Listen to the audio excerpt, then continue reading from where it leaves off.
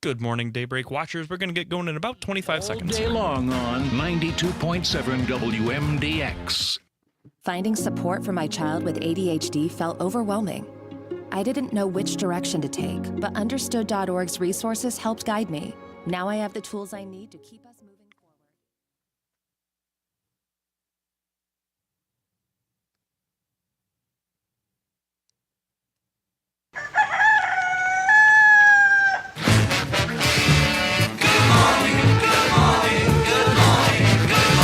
Good morning! Morning! Good morning! Good morning. Good morning. We've talked the whole night through. Good morning. Good morning to you. This is where Wisconsin wakes up. It's Daybreak with Brian Noonan and Jamie Martinson.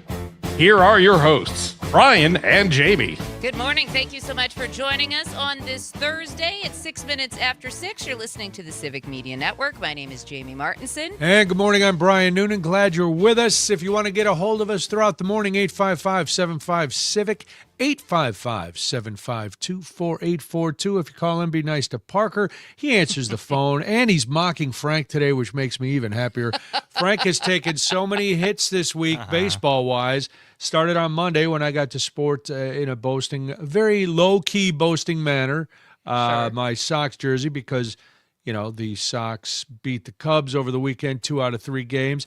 And then Parker today is flashing his Brewers T-shirt because a 3-game sweep of Frank's beloved Cubs. How's it going, look Frank? how cranky Frank is today. Look at an entire week of shows devoted to just mocking his team. Anything else? Okay, Anything all right. else, boys? Oh, there's a lot. Oh, thank you for that. I love when we can always pull out a Price is Right loser horn. Yeah. I So deserve were you- that. Besides, I know you went to the White Sox game earlier this week, right? Yeah. Where That you was had to fun. watch them. For Brian, it was a lot of fun. Were you at any of the other games this week? No, my nephew went Tuesday and asked Okay. if I wanted to go, and tickets were cheap. And I was like, should I? Shouldn't I? Yeah. And I was like, always no. should. And I said, no, I just went. It's a little cold, and I guarantee you they're going to lose. And they lost. Wow. This is what happens. It's called a slump, boys. And you know what? Spin zone. I'd rather have the slump happen now in May. Oh, Sure, yeah, that's this what- is true. Yeah. Frank. Yeah, that's what neither of everybody us says mentioned now, it and that's first. fine, Frank. But we're I don't- going to look. relish it. We're going to relish Right. this Here's back to back. here. Let me. Is this Brian, going to be let's another talk one of about your Jersey. taxi I wore driver my shirt, takes? and you yelled at us. We didn't Yeah. say anything first. You have instigated. You don't have That's to. true. You That's don't have to say anything. Brian I'm even sorry. said he didn't Do you- have to say anything. yeah, but do you not know us? Are we just supposed to roll over? No, Roger you from know what? Stevens Point says PCA couldn't handle a dribbler, and that is not a euphemism. That was it is very, fact. very funny. That was Frank. I'm sorry. That might have been one of the greatest moments that I have seen on a baseball field, because PCA. I have no. I'm not supposed to like him because he's a Cub and I'm a Brewer, but man. Well, you're I don't technically know not why. a brewer, Well. Parker. Just Well, you know. you're technically a guy who likes the Brewers. He's had a rough start to the season. Here's what's going to It's had happen. a rough week. Brian's team is going to turn back into a pumpkin. Of probably course. after the All-Star break. Yep. So I'm going to let Brian have his fun. All My right, issues with listen- Parker. Listen, Whoa, whoa, Parker. whoa, whoa. Parker is right. I came in here I didn't say a word, and you lost your mind because I had my sock shirt on.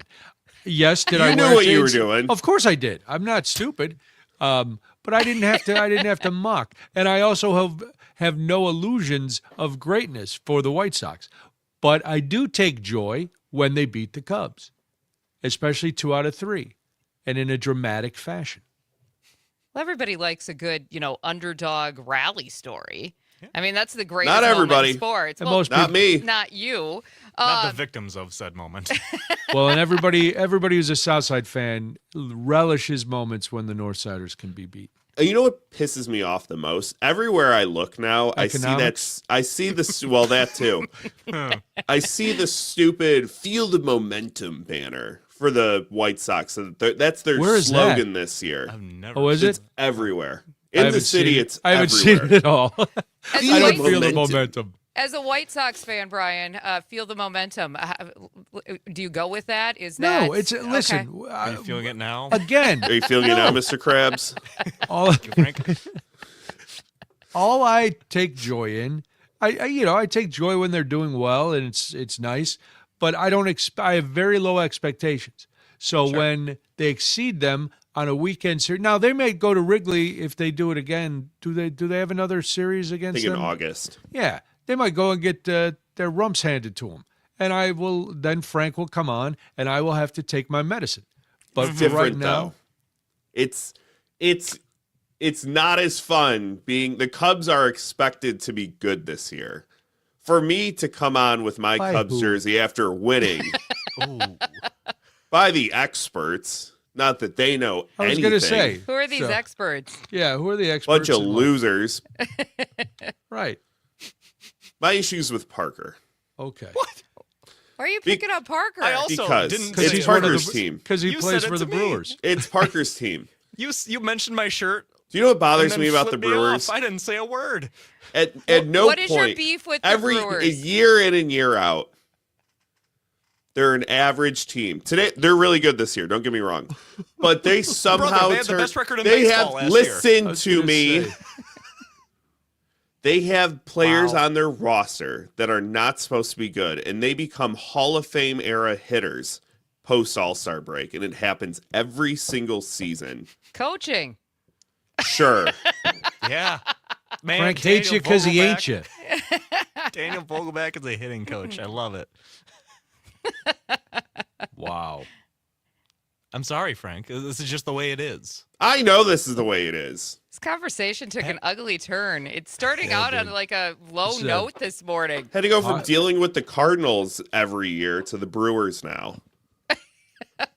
Maybe you switch allegiance, Frank. Maybe it's Jump- time to find a jump new ship. So team. what? I'm too far in. I don't know. The Brewers always have a nice fan Yeah, base. Brewers got The a- White Sox are doing well. Yeah.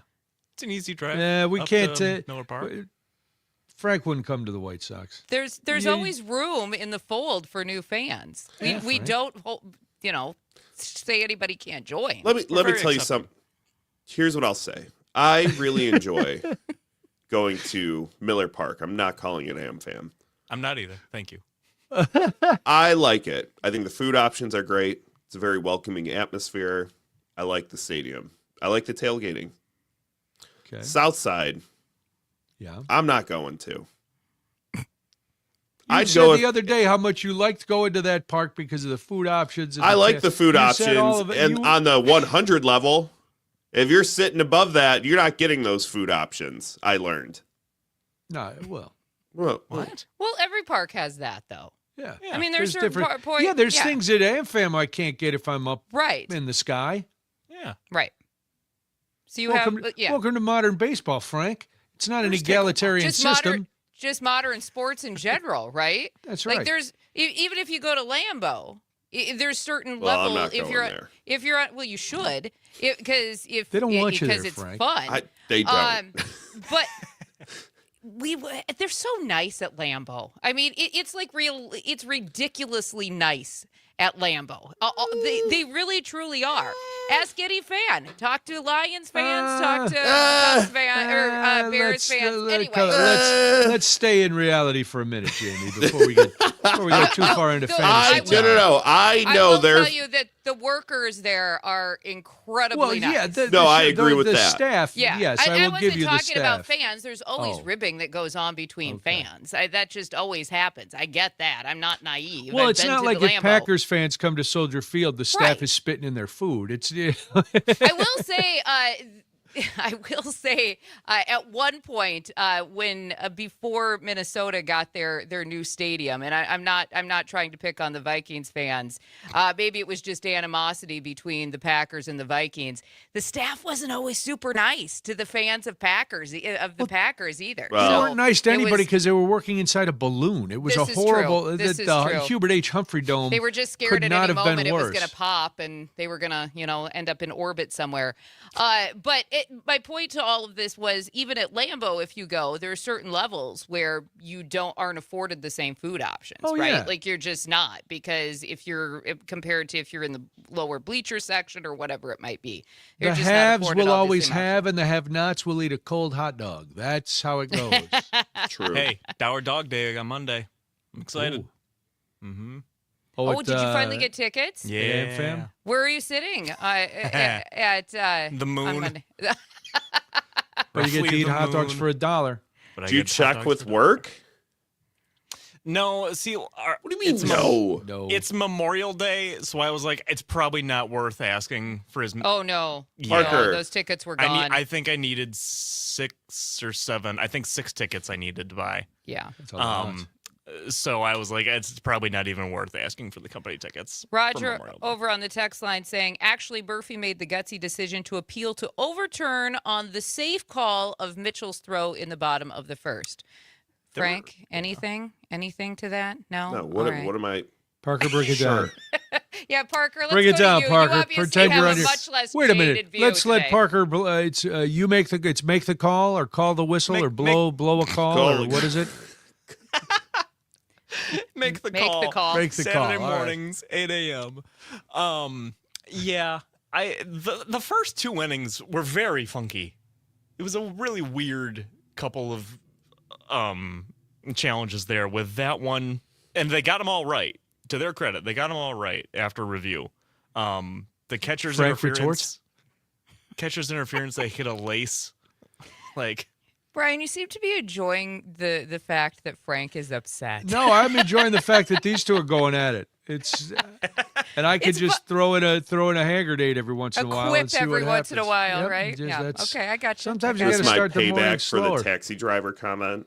Well, Frank, your takes are weak in some spots. That's a real take. And it was a really bad one. It was a, Let's not revisit it. I It stand is by I a- was just going to It say, is are a we still horrible on take. this? yeah. I thought we'd Nobody's moved going fast. back to watch Taxi Driver. Oh, you Oh, are. boy. No you one's are like, so ooh, wrong. Taxi Driver's on. Hell yeah! Boy, you are so mistaken. I can't believe you're actually able to walk upright with that. I'd rather watch Neanderthal my thinking. team lose than I'm watch s- Taxi Well, Driver. the good news is you got to do that, so that was fun. I'm gonna keep You got to getting do that to all that. weekend. Last 5 days, you've got to watch your team lose. So maybe We'll come be doing this for a have while. We'll have a movie night. You know, it's going to be more enjoyable. I'm sorry you can't understand the complexity of that film, Frank.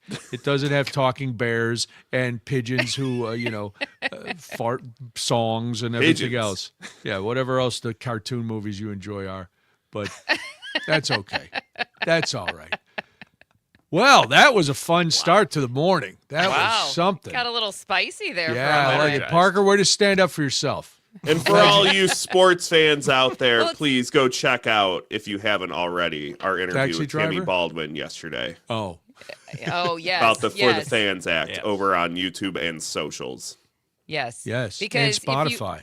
Because if you want to see your team lose, Frank, Tammy's trying to make it easier and easier for fans to do so. Why pay all that Et money tu, to watch your Brute? team take a beating? It too. Yes. Yes. Yes. Yep. Just It's for a Pylon moment. Frank Day. Every day somebody else is in the barrel. We've all been in the barrel before.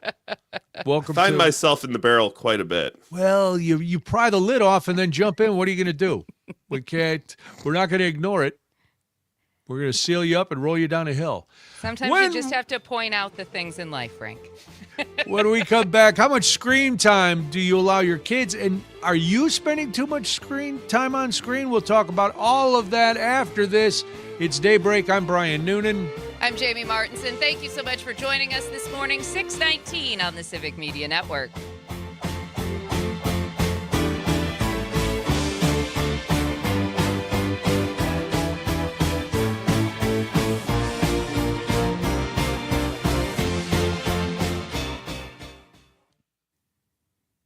Frank and Brian, actually. Go ahead. What, Parker? The little brother syndrome coming from the city of Chicago is so sad. I'm really going to need you to explain this. Yeah. Green Bay sucks, really? As you're down 8-0? When I was like, when At did we Cubs say? games. When did we say Yeah, Green Bay no. sucks? They say Oh, it the every fans. They Parker, say it doesn't every matter what opportunity sporting they event. get. And when you're Parker. leaving Parker, a when you leave Blackhawks game, it's always concerts, Detroit people- sucks. You people are sad. When we leave concerts, the Green Bay sucks chant goes. Yep.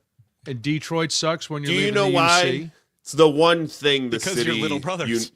it's the one thing the city unites over. That's right. It's the one thing we can all agree on. Detroit sucks doesn't even work anymore because the No, Blackhawks 'cause don't even Detroit- play Detroit anymore. And they do suck. So The Cubs don't play the Tigers. right. So that one kind of fell out of favor. But everybody's a Bears fan. So it's the one thing they can chant. True. Sad. Okay. Well, I tell you what. Why don't you come to a Chicago sporting event when it happens? You can just stand up and make your.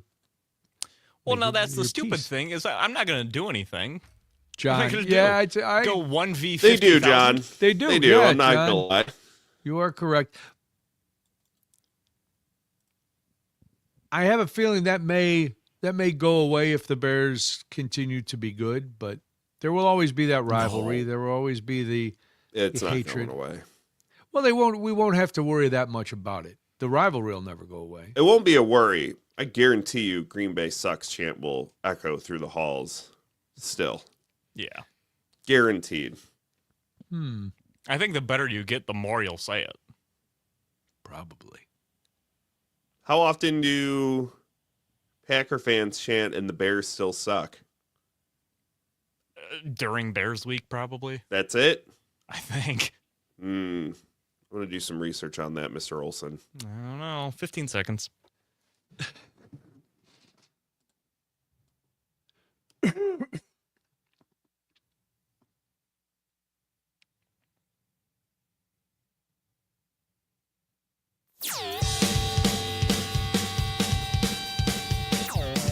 Fairly solid and better than expected. It's Daybreak with Brian and Jamie. 6:22 right now. We hope that you are having a great start to your morning. We appreciate you listening to the Civic Media Network. My name is Jamie Martinson. And good morning. I'm Brian Noonan. How much screen time do you allow your kids? 855-75-CIVIC, 855-752-4842. This is since the dawn of devices and the dawn of TV, we've been complaining and worrying about how much screen time your kids should have, and if it's too much, is it rotting their brains? You know, back when I was a kid, it was just TV. We didn't have devices. And then with my daughter, she got some devices, but she wasn't really into it, so I wasn't too worried about it. Well, there's new numbers coming out of the U.S. Department of Health and Human Services, and I got to be honest, there's another story we're going to talk about later with another department in this government, and I don't know how much to trust them because you know who's in charge of Health and Human Services. He probably thinks that screen time is when you're, straining the innards of some wild animal that you've killed and then are trying to eat. So, but according to this, too much screen use among kids and teens, including endless social media scrolling, nonstop texting, and hours of video games, can be harmful, and it has become a public health concern in the United States. Yeah, vaccines aren't, but screen time is. Okay. That's according to a Surgeon General's Priorities. advisory released yesterday. Yes, it is priorities. And did we really need to be advised on this? I mean, we all kind of know that, right? Even as adults, I feel there's days because of what we do for work Yep. and then on the phone and then doing more research. I'm like, all I've done today is look at screens. Yes. And then at night to relax, what do I want to do? I want to watch some TV because if I tried On to a read, screen. I'd fall asleep. Yeah, Yeah. and my And then TV is you're- on a screen. And then you're Correct. staring at a screen. Staring at a screen. I mean, I guess for me, it's become such a mainstay, right? And my kids are in their early 20s, late teens, and so screens were they've always been prevalent, right? I mean, my Yeah. kids knew how to use Google by the time they were 2. I mean, it's just, it's how it is. And Parker, you're at the same age. I'm going to assume you were very much in the same vein. I'm assuming you probably knew how to use Google before anything else in life. I mean, yeah, I'm an internet native. Yeah. so, I mean, yeah. Is that a term? Yes. Yeah. If you Yes. grew up with the internet, you're called an internet native. Yes. Because you didn't have to like learn it, you just had it. Yeah. Wow. All right. I mean, we're at that. getting into a day and age where everything too that our kids do is on screens, Yes. right? I mean, they even even at do school. on school. Even Yeah, yes, right. even at school, it's Yes. constant. So they're on. That's why it's so important for at schools to get them off that screen. And there's a Yeah. movement to get kids away from that. At least for, how about read a real book?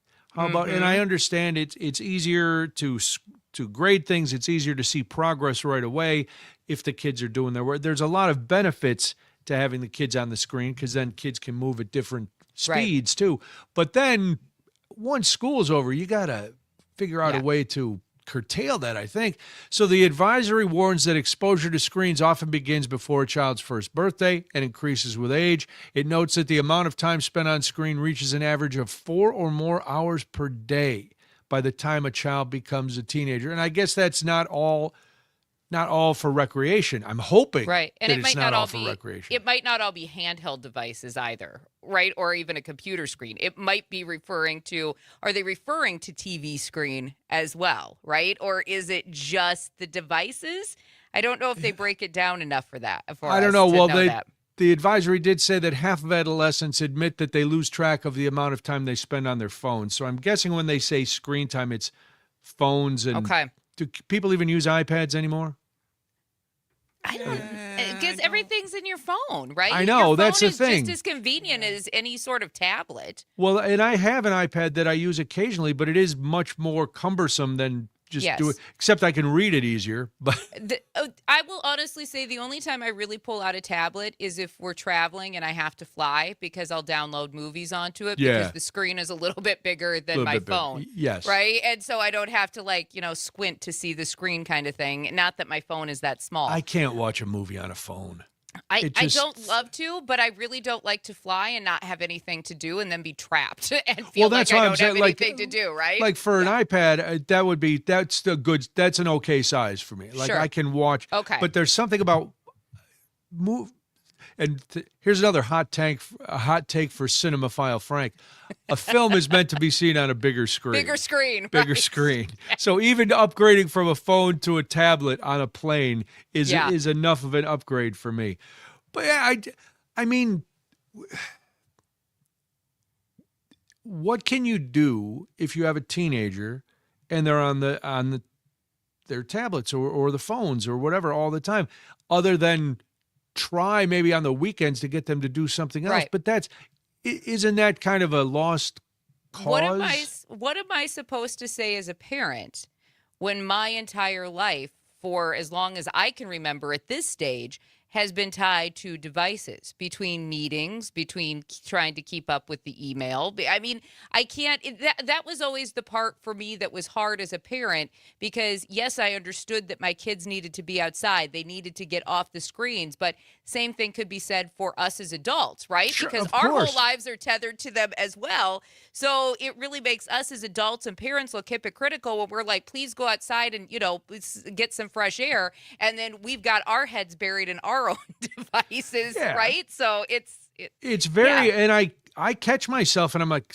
put the phone away. Right. Watch this. You wanted to watch this movie or this TV show, Mm-hmm. or you just want to sit and read something that's not doom scrolling or Right. whatever, looking at pictures, whatever you're doing on your phone.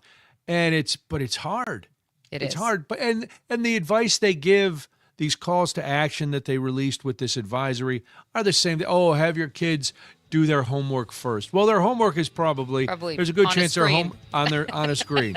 And then have them go out and do some other things. Okay, have a media plan. Yeah, if you see that your kid's not going to sleep because they won't stop scrolling, that's an issue, and that's one of the health concerns that kids aren't sleeping. But I don't know. Me neither. How do you feel about your tax money being given to insurrectionists? We'll talk about that after this. It's Daybreak on the Civic Media Network.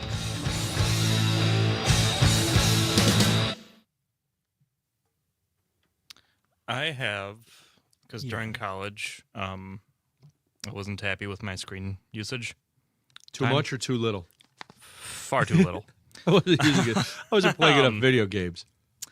I was talking about that with my radio professor, and he showed me on iPhone, and I don't remember exactly how to do it anymore, but I have a video somewhere about how to find it. There is a setting that you can get to turn your screen to just black and white. Mm-hmm. Yeah. And it's way less stimulating for your brain. Right. And I don't know if it was a placebo or if it actually helped me, but I think it actually helped me a bunch. Well, because it is that's why they always tell you to turn your phones off, because it is the light. It is, all of the graphics and things that keep your brain from being able to relax and shut down. It's why kids get so overstimulated with the graphics. Yeah. I mean, and my kids are old enough that, and you're in the same age that, I mean, even when they were really little, we've come so far as what we're able to see, that how things look on a screen. And, Dexter had ADHD, so everything overstimulated him. Sure. So we always tried to limit him in the morning and then make sure that he went outside for goodly portions of the day, if he could. And then, he always had some screen time later, but he also had a temper. So if he lost games, he got really upset. So we had to curb that a little bit. But my kids are old enough to, it was hard enough to find balance when they were little. I can't imagine what it's like now for parents with smaller children. No, now it seems impossible. Well, I remember when my niece, the first time that, they brought an iPad to dinner. The whole family was going out to dinner, and they brought an iPad, and I was like, what the, Mm-hmm. And it makes sense. I would rather have a kid at a restaurant watching, right, watching a video than screaming and bothering, ruining everybody. Dinner for everybody. Yeah.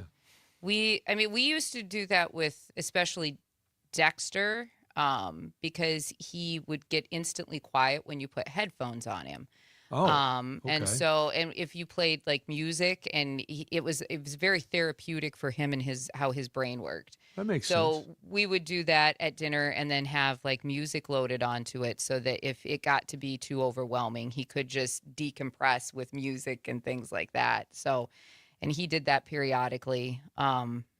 Max never would wear headphones, which he probably needed it worse than Dexter just because of his sensory issues growing up, but he would never wear the headphones in a rest. It was like he had to know his surroundings, so he wouldn't put his headphones on to actually relax enough. But it's a balance. I mean, I don't do a good enough job balancing it for myself. So I don't either, because after looking at the screens all day for like during the show and then doing all the stuff after the show, I'm still like, well, now I want to scroll for my own pleasure. Right. It's like, right. No, stop. And it makes it really hard around here when we all work remotely. So every meeting we have is tied to a screen. Oh, yeah. So every time you have to have a conversation, a face-to-face, air quotes, conversation with somebody, you have to pull up a screen to do so, because who knows where in the state they're actually located. That's why the other day when everybody was here at headquarters, it was so weird, because I was like, oh my gosh, look at you in person. That's neat. Yeah, no, I kept like seeing people. I was like, oh, they're here too? Right. Really? Every time I turned around, somebody else was popping in the door the other day. Yeah. And it's all these people I normally talk to I call them Brady Bunch boxes. Because sometimes what they look like. It's exactly what they look like. Especially on Google. And we're not any different than most companies, unfortunately. No. I have a friend who they do the Brady Bunch box meetings, even though they all have like offices right next to each other or cubicles in the same building. Oh, that's silly. She's like, we all, but they have enough people who work in other locations that they all end up like, though, having like, she's like, it's weird though, sitting right next to somebody.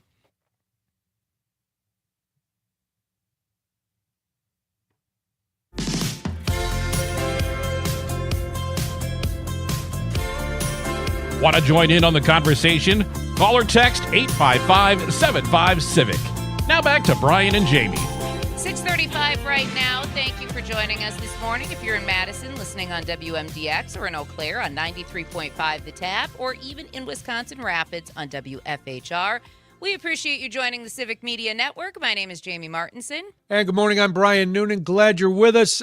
We've been talking about this since yesterday, and it'll continue to be talked about. The fact that the IRS and the Justice Department reached an agreement that gave Donald Trump a $1.7 billion slush fund for people to be reimbursed if they've been wronged by the IRS. This was so that Donald Trump would drop a lawsuit against the government that he actually runs. So I know it doesn't make sense, but it's not going to make any more sense once you hear this, because he's been trying to justify this slush fund. And it's really hard to justify something and say that you are going to give reimbursements to people and you're going to make things right for people who have been targeted by the Justice Department, like days after you use the Justice Department to target other people. It's a very do what we say, not what we do kind of atmosphere here.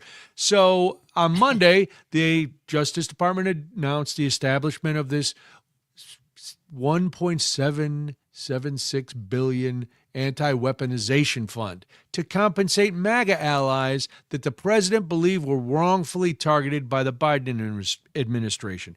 So that means the people who were storming the Capitol, the insurrectionists. You saw it on TV. I don't need to describe what happened, but I do need to describe it. I think we do, Jamie, to people who still don't believe it, who think that was just a tour. Now, I've been on many tours, and if I had acted like that, I wouldn't be sitting here. I'd be in jail somewhere. Yes, and I've never been on a tour where we've, actually acted did some sort of role playing or something. Because if that's what you think was happening, I'm not exactly sure what you were seeing compared to what the rest of us were seeing, right? Well, they're seeing what they're told to see. I don't usually participate in that type of way when I'm on a tour of something, but maybe I'm not going on the right ones, Brian. No, well, we're risk averse, I guess. We don't want to beat on police officers or spray bear spray in somebody's face or break into the Capitol. But anyway, those are the people that are going to get some of this money, allegedly. Now, this is all alleged because the money is going to be dispersed by a panel that there's some appointees, but then Trump gets to appoint some people, and he can fire anybody on there anytime he wants. Mm-hmm. So Trump dropped his unprecedented $10 billion lawsuit against the IRS, which was in part because somebody at the IRS under Trump's IRS had leaked, I think it was 40,000 tax returns. His happened to be one of them. So he was suing for $10 billion. He was suing you. That's right. Because we're going to pay. We're going to pay for this now. Anyway, so the other day he's trying to talk about this. He was talking about his Trump RX plan, and one reporter had the nerve to stand up and ask, "Hey, why should we have to pay for this?" The Justice Department has this new fund that was announced today, $1.7 billion. Yeah. Why should taxpayers pay for the January? Well, it's been very well received, I have to tell you. I know very little about it. I wasn't involved in the whole creation of it and the negotiation. But this is reimbursing people that were horribly treated. It's anti-weaponization. They've been weaponized. They've been, in some cases, imprisoned wrongly.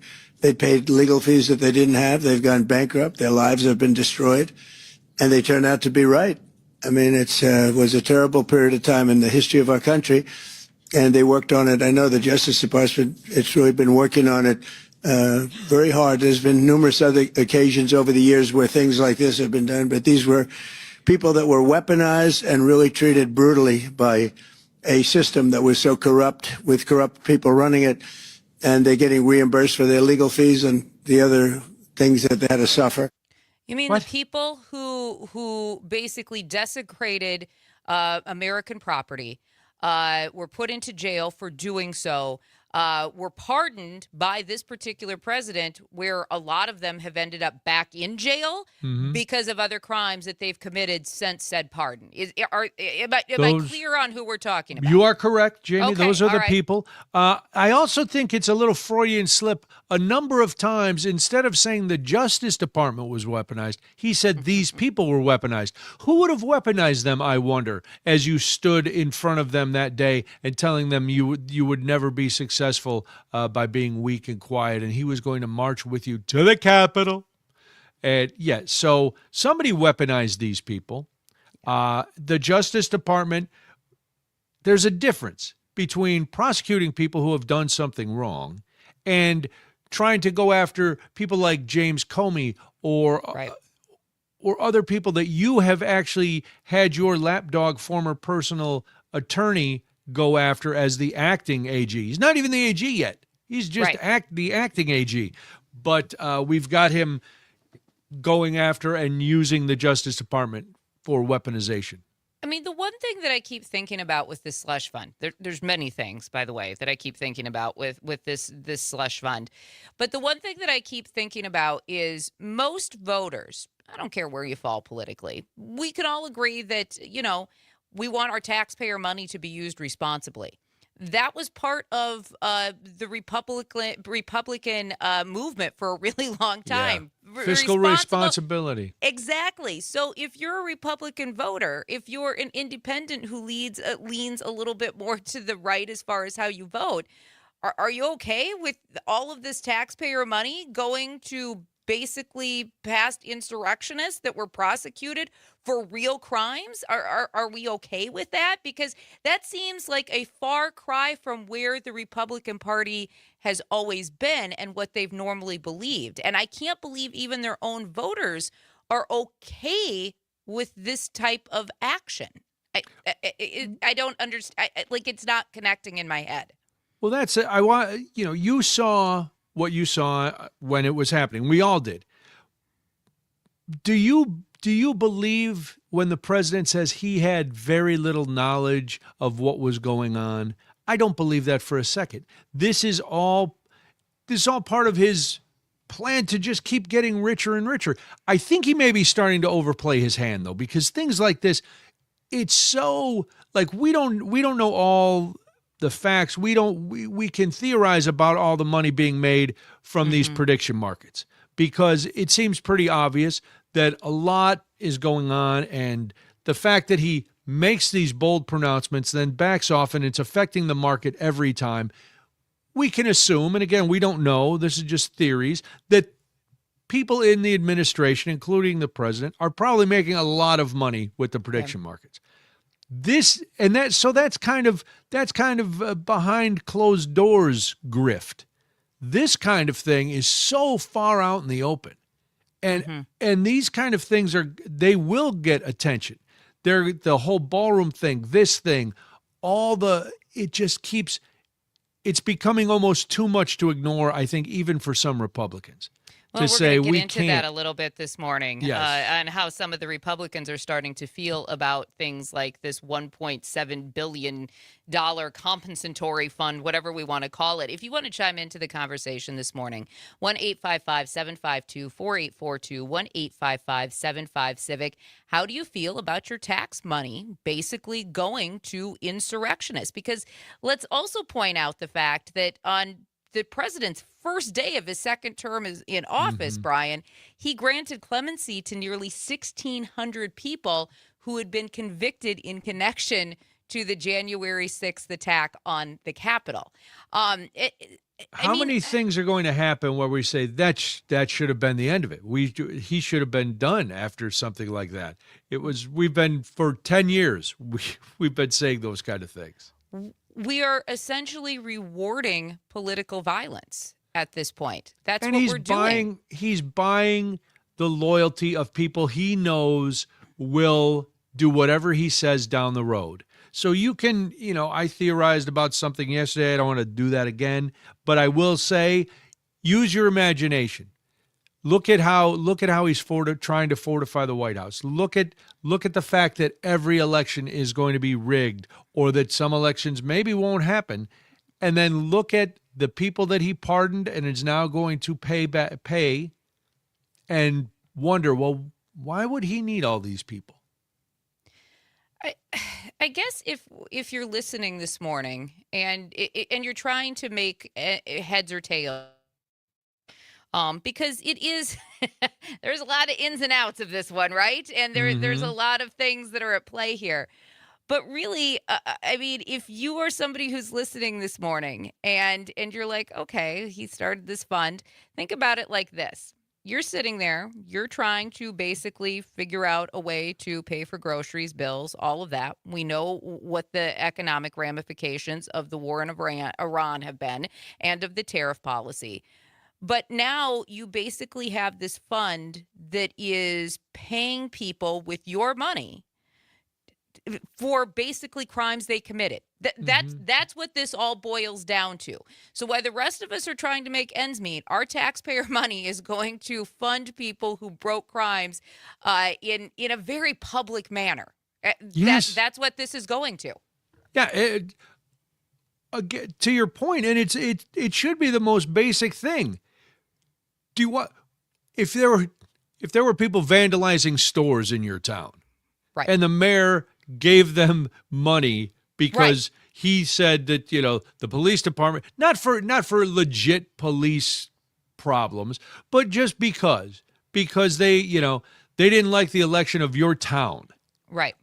And all of a sudden your downtown area is being vandalized and people are doing horrible things and they're beating up your local police department. Breaking windows, knocking down doors, all of the spray painting. One of your local police officers dies.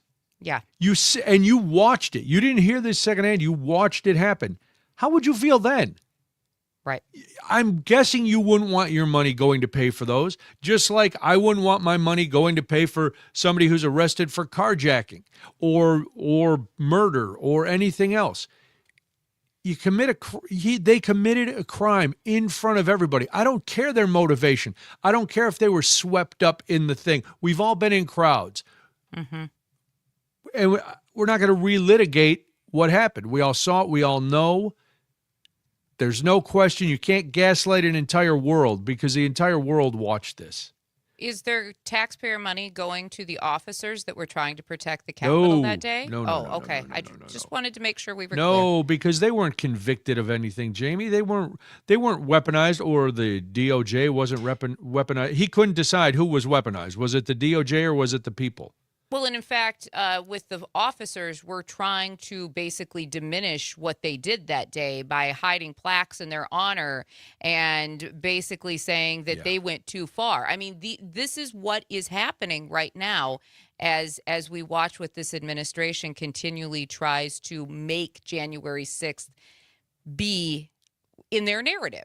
Right. And again, you said it earlier this morning. They keep trying to change the narrative and telling us one thing while we actually see another. And it all still comes down to believe what you see with your own eyes. And the more you're allowed to get away with, the more you will try to get away with. And that's what's happening.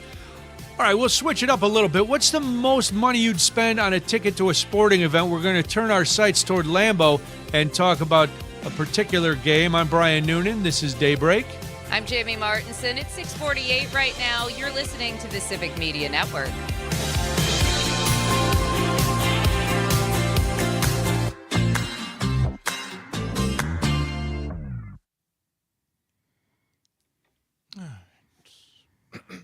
Excuse me.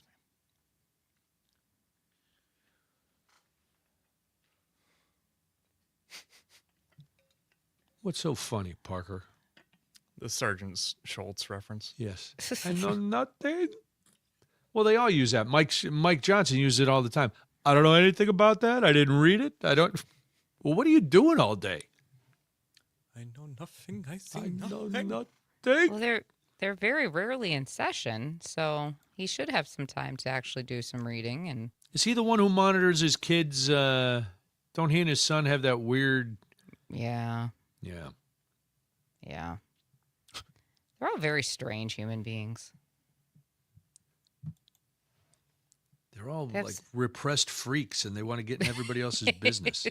They really do. If they just let their freak flag fly for a minute, they'd calm down and things could get back to, It's working. okay. It's okay. Just be who you are. Yeah, Lindsay, go, if you want to go to Disney and wear, get a princess wand and dance around, do it, man. Who cares? We're happy for you. Well, It means I'm if never it gonna be happy means for 'em. that they actually get back to quote unquote normal, then I'm happy for you. You do what you need to do. I don't understand it. Oh my goodness.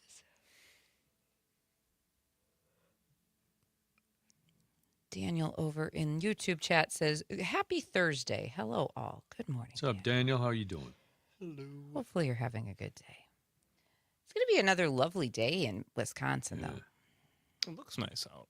It's a little cooler than It's you cool. would think, though. Yes. I was telling Parker, Max and Haley went to Bruno Mars last night in Columbus. Oh. And I didn't realize it was an outdoor concert. And it was about 35 degrees and raining. Oh, man. Yeah, he I was here shared for 2 nights this weekend. Yes. I shared a photo with Parker because Haley was not dressed for the elements and freezing to death. And the girl weighs all of about 90 pounds. She's so itty bitty. She looked miserable. And then Max sent me a photo halfway through the concert. He'd actually left her there for a few minutes during the opening act and went all the way back to his car to get his coat for her so that she wasn't freezing to death. Nice. Yeah.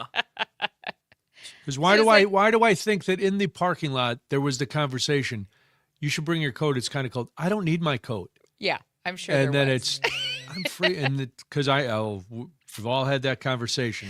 God damn it! I told you to bring your coat. Right? I said to Corey when he got home last night, because he had traveled some yesterday, I said, at least we raised the kind of kid who's gentlemanly enough to actually go to his car, even if it really pissed him off. Couple seconds.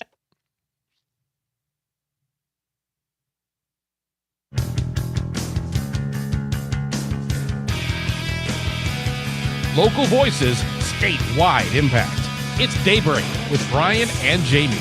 Good morning. Thank you so much for joining us today on the Civic Media Network. A cool but very sunny start to the day. Hopefully you're seeing as much sunshine wherever you're at. It's 6:52 right now. My name is Jamie Martinson. And good morning. I'm Brian Noonan. How much would you spend on a ticket to a sporting event? And I'm not talking like a Super Bowl or a national championship game. Just a run-of-the-mill in-season. Let's make it a Packers game. Why not? Because that's the focus of this story. The Green Bay Packers, Chicago Bears game are the two of the most expensive tickets in the upcoming season. Secondary market tickets for the first game on October 11th at Lambeau Field had an average get-in price of $616 as of the other day. That's the highest non-international regular season game price ever by a good $120. The fourth most expensive game in Chicago is $398. I don't care how much I love the Packers or the Bears. Right. I am not paying that kind of money to go to a game.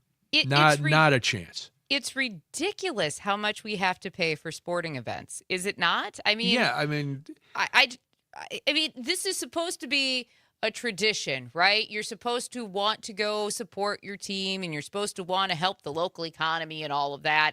$616 when I can watch it on a big screen at home and go to the bathroom whenever I want. That's the key. Listen, the NFL doesn't care about me. I'm not in the business of taking care of them. Green Bay's package season ticket holder or green package season ticket holders. Oh, the green and gold package. Yeah, I don't. What's the difference? What's the difference? Because they're getting all kinds of different stuff. They believe many gold package members sell to fans or other teams, and so they're upset about that. Green package season ticket holders this year get 7 games, but only 1 is a divisional game. Oh, so summer it's a green is a less expensive package. It's just another way for the Packers to divvy up who gets tickets because as of right now, if you want season tickets, there's a 155-year wait. Yeah, that's kind of the same way season with tickets. The Bears. Yeah. What I will say is at least the NFL understands a good rivalry. So I can appreciate that aspect of it. I'm just not paying to go see it in person.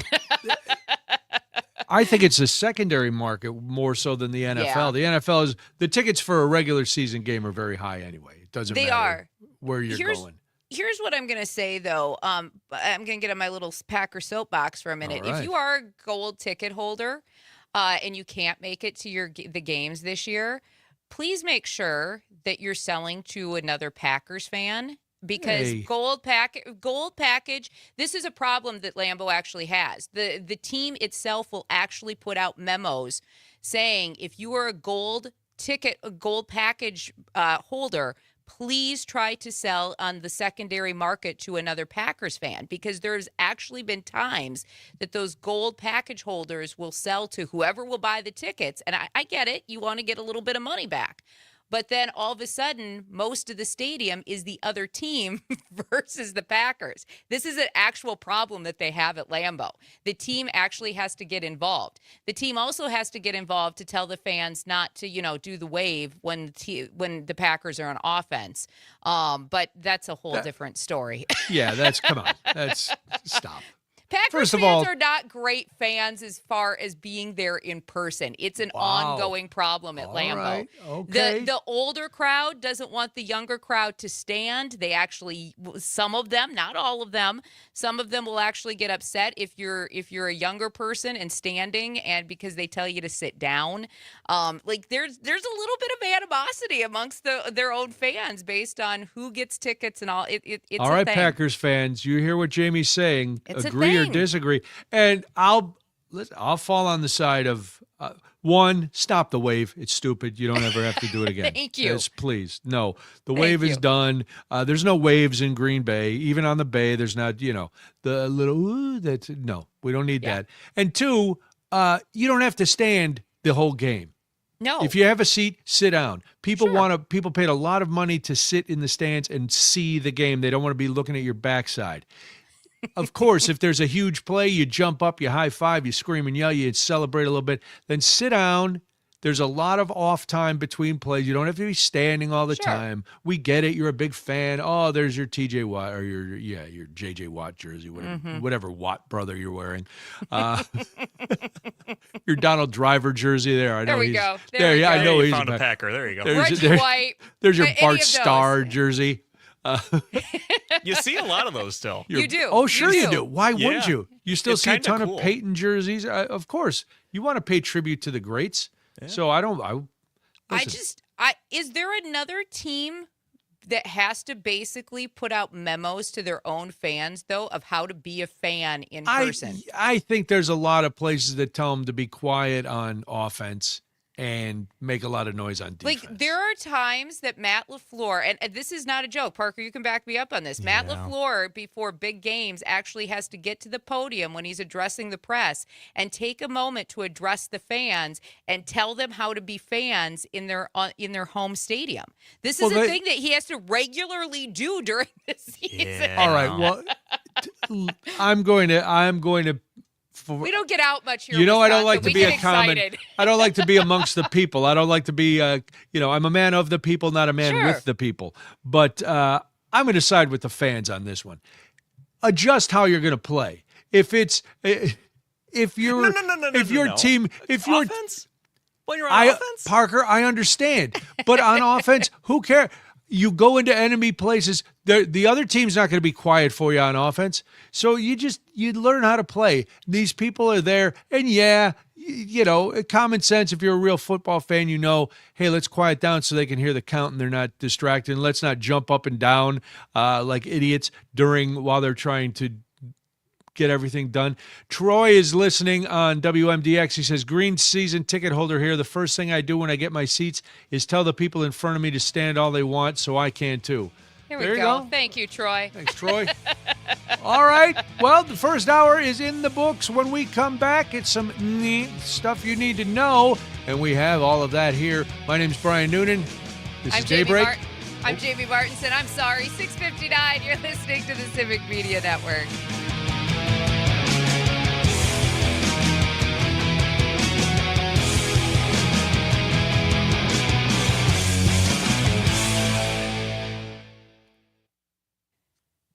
I'm like Pavlov's dog. I hear a pause. No, I paused because in my head, I went, "Why'd you say my name is?" That's you don't need those words. Just say I'm sorry. No, it wasn't you. It was me. That's Ken from Stoughton says, "Don't not you, stand it's the whole game. Great views from every seat. I don't want to watch it on a jumbotron." You don't have to stand the whole. You can stand some of. There's no reason to stand for most of the game. It's just there's a lot of. It's funny because it's weird for a team that has as much heritage as the Packers do that the team actually has to explain to the fan base how to be a fan base. I just find it hilarious and like kind of ironic all at the same time. I also wonder how many of those fans are really hammered. So it's, That's also probably part this of is it, probably true. Right. So it's like, hey, drunkie, sit down, relax. When you open your parking lot 5-6 hours before a game, and you let them tailgate all they want, or they're tailgating in the neighborhood around and all of that, I never understand the people who get so wasted and this is not just a Packers thing. No. Every game I'm at, I'm like, what do you? How do you afford? And right, I'm thinking of like Hawks games where there's no tailgating, where you're like, how can you afford to get that drunk? I know what a beer costs. And then, if you're how do you enjoy spending the game? that kind of money on tickets because it's not cheap, it feels like a huge waste of hundreds of dollars. Yeah, to not go and enjoy it, win or lose. And I know when they lose, it sucks, and you're there. Yeah, trust me, I was there on Christmas, and we watched Frank them lose knows all to the about Ravens. that, but yes, this is true. Back to you, another Frank. catching strays. Oh, they just keep coming. I got to do it while I can because I know I'm going to have to take it. We had some other texts come in. Jim, listening in Campbellsport on ISS, said Steve Colbert and Jimmy Kimmel should sue. Also, Black Lives Matter. When will that end? Roger from Stevens Point. How can Trump use the Sergeant Schultz defense without being continuously called out? Steve from Mount Horeb. Trump awards his followers, and he shoots others that are against him in the back. He stabs him in the back, that's for sure. But now he's creating a whole bunch of senators who are very upset. Mm-hmm. And I don't know who took Caesar out. The Senate. There's literally no loyalty on with anything right now. Well, the problem is these Republicans were being loyal in their own misguided way, and they're seeing that it's not returned. Because he's not going to be loyal to you. No, he will throw anybody under the bus. He is a human cockroach trying to survive, and he will do whatever it takes. So I decided how I'm going to spend my Memorial Day weekend. Actually, I'm going to spend tomorrow doing it. I'm going to de-weed the side of our house. Ooh. Nice. I know, very exciting. Yeah. And then I'm going to get a nice raised planter and put some new mulch down, and then get a nice raised planter. Actually, stemming back from our No Mow May conversation a couple of weeks ago, I want to do like a little, because we rent, so I can't do much with the yard. So I want to get like a nice raised planter with like native flowers in it for pollination. Cool. So and put it right out in front because it gets so much sun right there. And then I keep wanting to do that in the back. Yeah, I can't do much other than like clean it up a little bit because it's not our house. Right. And if it was my house, I'd tear it all down and start from scratch because it's a disaster. But I can't, so I'm gonna try to do what I can. But I'm gonna do that tomorrow while it's like 60 degrees. Okay. And like pull weeds and get everything done tomorrow. Then I can have the rest of the weekend to do what I want. Yeah. Well, Saturday we're going because we haven't told my mom she's moving yet. Oh. Which I'm not going to do because next weekend is Molly's shower, and she's going to Molly's shower. She's so excited, so I don't want to. But under the guise of we're going to put your winter clothes away, and so we're going over to do a little preemptive packing, and then I was like, hey, we're going to clean out your closet and put your winter clothes away. And, that's good. I said, okay. And then we'll take you out for a beer like we did on your that'll be good. Because I think I really am seeing this, and it's an important lesson. The more isolated you are, the quicker you mentally decline. She rarely goes downstairs. Like, she doesn't go down for any activities or anything. She goes down for dinner. So she sits in her apartment all day by herself, and I just see the decline because she calls me every day. And even though, like, what's today? Today's Thursday. So Tuesday night, I spent a half hour on the phone with her clarifying what day the shower was and what day she's getting her hair cut before and all that. And okay. Yesterday she called. So when is this? It's like, okay. I said, well, it's on your calendar, and we talked about it yesterday, but here it is. Okay. So. Yeah. But then I'm trying to decide what am I gonna grill this weekend, or if we're going to do any bit of maybe Sunday a little brewery expedition. Who knows? Oh, that sounds world lovely. is your That's why I want to get everything done tomorrow outside. Why it's That's cool. right. Well, yeah, tomorrow's long day and getting all that stuff done so that I don't have to Couple worry seconds. about it.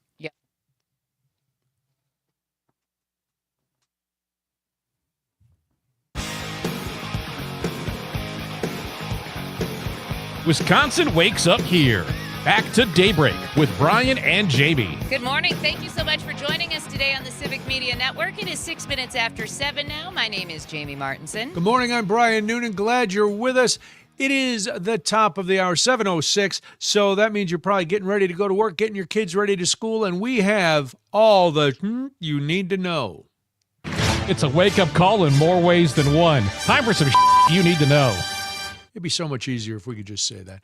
Anyway, starting things off, Mandela Barnes proposes blocking use of AI to boost consumer prices. Democratic candidate for governor Mandela Barnes is proposing to seek measures, if elected, to bar companies from using artificial intelligence to drive up prices or limit access to services for consumers.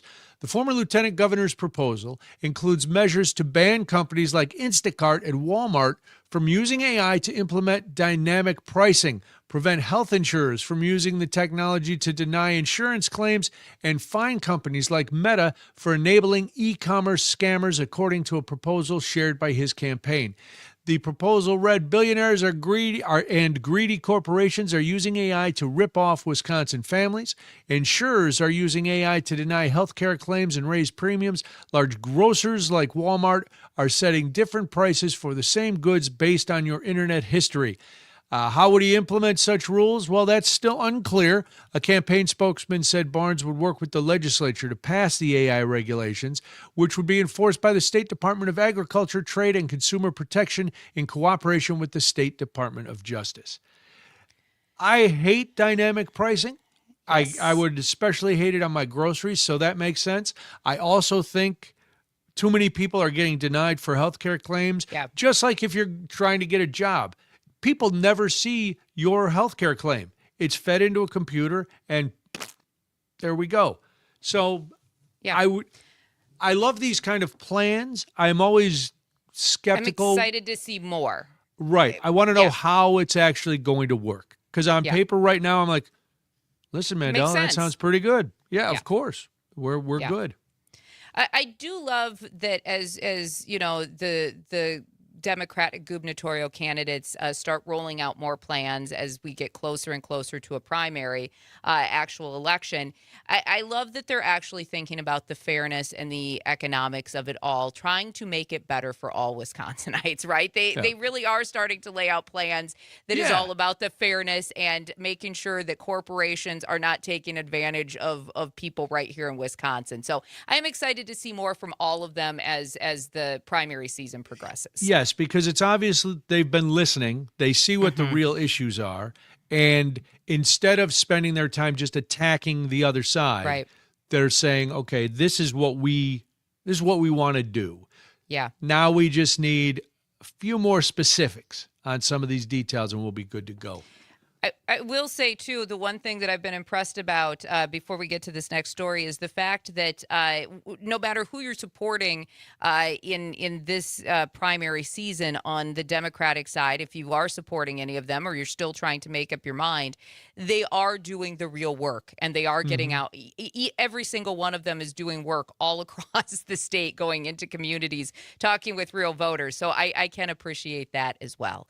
And I mean, go ahead. part of me is like, Well, that's what they're supposed to do. But yes, It is. yes. It is. But, No, there's I'm a lot glad of they're lip doing service it. that goes into election yes, season. there So I is. love the fact that they are doing the real work of it all, too. But you're right. Yes, they shouldn't be praised for it, but we don't see it We enough. got to in celebrate this that low election bar cycle. being cleared. That's right. Yay, you for doing what you're supposed to. Yay for politicking well.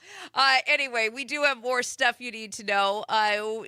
Officials with the village of Hobart, that is a area just west of Green Bay, have filed an appeal of a judge's decision against the village in its ongoing dispute with the Oneida Nation.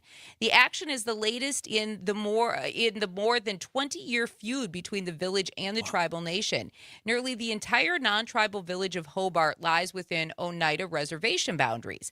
As the tribal nation buys land in the village, it's moving to transfer it to a federal trust, meaning that it can't be taxed nor policed by the village, which is a common designation for more than the 500 federally recognized tribal nations within the United States. This latest case, though, centers on 21 parcels that totals about 500 acres. It was about to be moved into a federal trust for the benefit of the Oneida Nation by the U.S. Department of Interior. The move was challenged, though, in court by the village back in 2023. In a December 2nd, 2025 ruling, the U.S. District Judge William C. Griesbach for the Eastern District of Wisconsin and Green Bay said he sympathized with Hobart's concerns, but only Congress could change the situation. So the appeal process could take several more months. Growing up in South Dakota, a good chunk of the state is reservation for the Sioux Nation. And so these were the types of battles that I saw all the time. And it was so funny because of the tribal boundaries, just what we're saying here about policing and basically being sovereign nation. There was only so much that the other communities could do. And they literally would get to a line and be like, hey, we can't cross. There's nothing we can do here unless you invite us in. And so I've seen these types of arguments a lot in my life over the last few years. Well, there's been one going on up in the North Woods, and I can't remember the town, for years about a road and some, the road and the shoulder on the road and going through the nation. It's always very complicated when you get into tribal and you want to disputes. Respect them, right? Sure, you want to of respect course. The, it's just the land and the heritage and all of that, but it does make it complicated. There's enough bureaucracy when you're dealing with just regular municipalities. When you throw in federally protected tribal lands and all of that, it becomes even more. So I'm like, all right, you guys, my name's Paul. That's between y'all. You guys handle it yourselves. And good luck to everybody involved. I don't quite understand all of it. And there were always arguments in South Dakota about taxes and who should get what and the roads and the schools because they are sovereign, but they're still part of it. It is complicated and for brains much, much better and bigger than mine. We'll put it like that. Ditto. All right, this is the big story. Law enforcement officers who protected the U.S. Capitol on January 6th, 2021, sued the Trump administration yesterday to block implementation of a newly created $1.8 billion fund for allies of President Trump, who they say were unfairly investigated by previous administrations. Hold on while I cry one big tear for the insurrectionists. The lawsuit was brought in federal court by Harry Dunn, a former member of the U.S. Capitol Police, and Daniel Hodges, a current member of the Washington, D.C. Metropolitan Police Department. The lawsuit claims that the new fund runs afoul of the U.S. Constitution and federal law. Now, the men say the fund will potentially be used to pay individuals who participated in the attack and finance various paramilitary organizations in the country. If allowed to begin making payments, the fund will directly finance the violent operations of rioters, paramilitaries, and their supporters who threatened plaintiffs' lives that day and continue to do so, according to lawyers for Dunn and Hodges. That was part of their 29-page suit. It went on to say militias like the Proud Boys will use money from the fund to arm and equip themselves. The fund will grant their past acts of violence legal imprimatur, the lawsuit claims. Wow. This is, we talked about this a little from the other side about us being taxpayers, but imagine, I'm glad this lawsuit has been filed. Yeah. It needs, now, how far will it go? We don't know. we know that if it were to make its way up to the Supreme Court, who knows how it would play out because of past things. But just on a very basic level, and I know we've said this before, but sometimes we just have to keep hammering something on a very basic common sense level. Paying these criminals is itself criminal. Right. This is not, these are not people these are not reparations being paid to African Americans or Native Americans or another oppressed people. These are people who were taken to court for good reason. If you go in and you defile the desk of the speaker or someone in the Senate, or you're carrying a Confederate flag through the rotunda after you broke a window, you're trying to break down the doors of the Senate chamber, you don't deserve reparations. You deserve jail time. You didn't deserve to be pardoned. You didn't deserve your weak sauce defenses. None of that. So I'm glad this lawsuit is has been filed. Has this administration or anybody who supports it thought about the precedent that it sends? Because here's the thing, though, right? I mean, there is a lot of whataboutism that happens in this country. And, you know, you go all the way back to the Black Lives Matters protest after we watched George Floyd be killed. And there were so many people across this country who were appalled by those people protesting.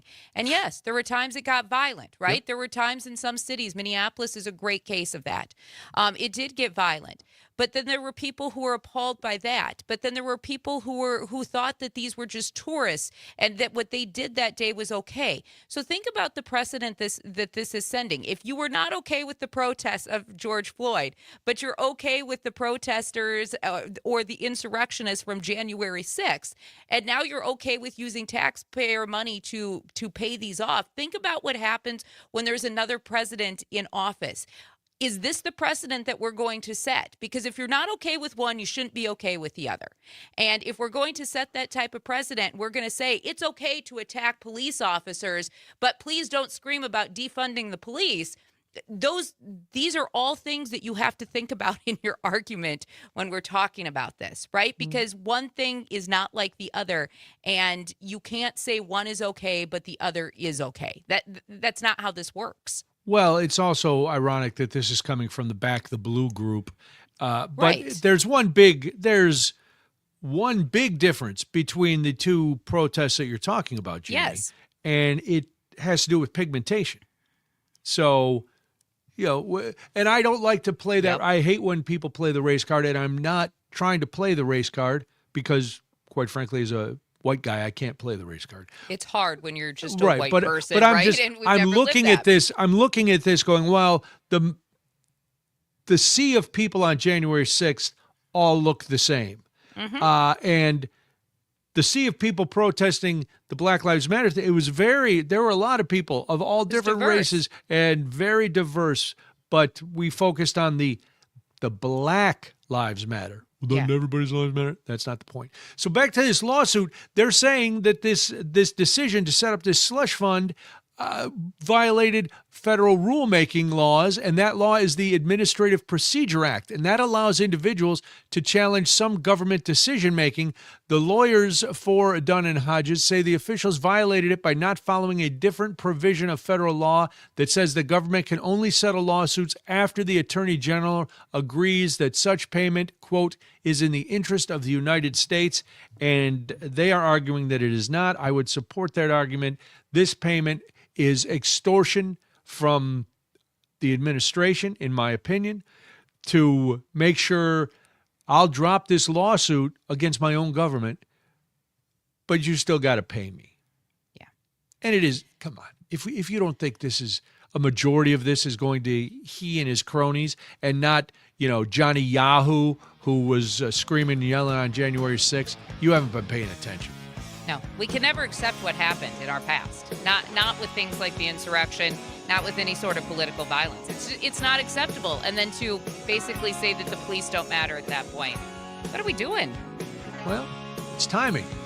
Timing and hypocrisy. And this is Daybreak. We're going to swipe or stay right after this. Stick around on the Civic Media Network.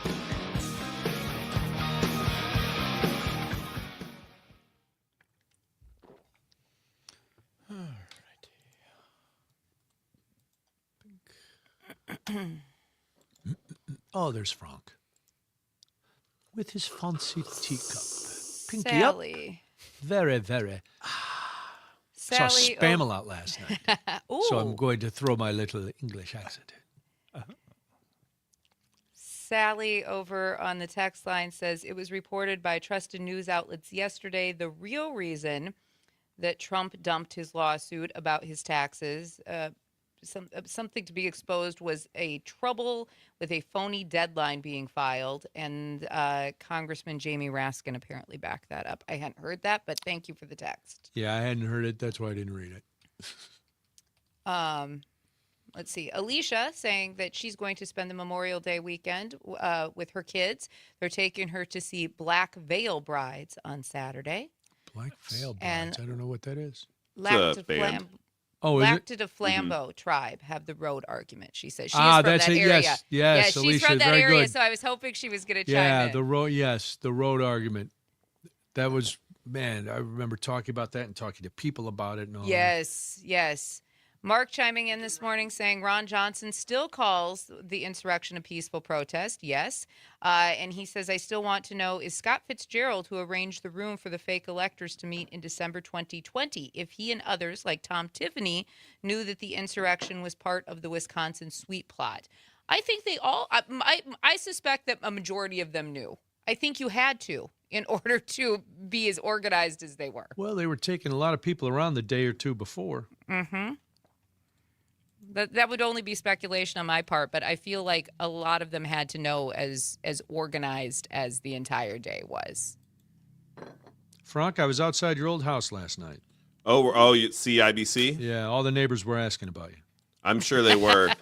They were wondering if you're okay after the Cubs loss. Oh, Brian, damn! I wish I knew you were there. I would have had you pick up one of Allison's packages that got wrongly delivered. 10 seconds to her back. I would have.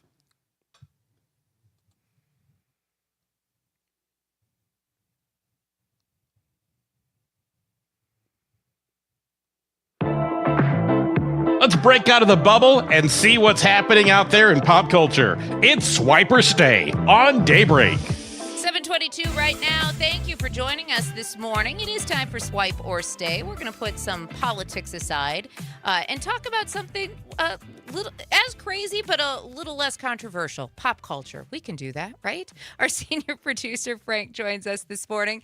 Not everything has to be controversial. It just has to be. Is Do it? we have anything is it today? controversial?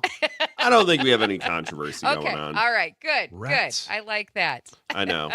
No, we've got some interesting, salacious stuff, though, just in the lives of celebrities and their crazy, kooky, rich, infested lives that they live. So anyway, we're going to play Swipe or Stay. I'm going to read some pop culture headlines. Brian and Jamie will have to decide whether to swipe on to the next one or stay and hear some more.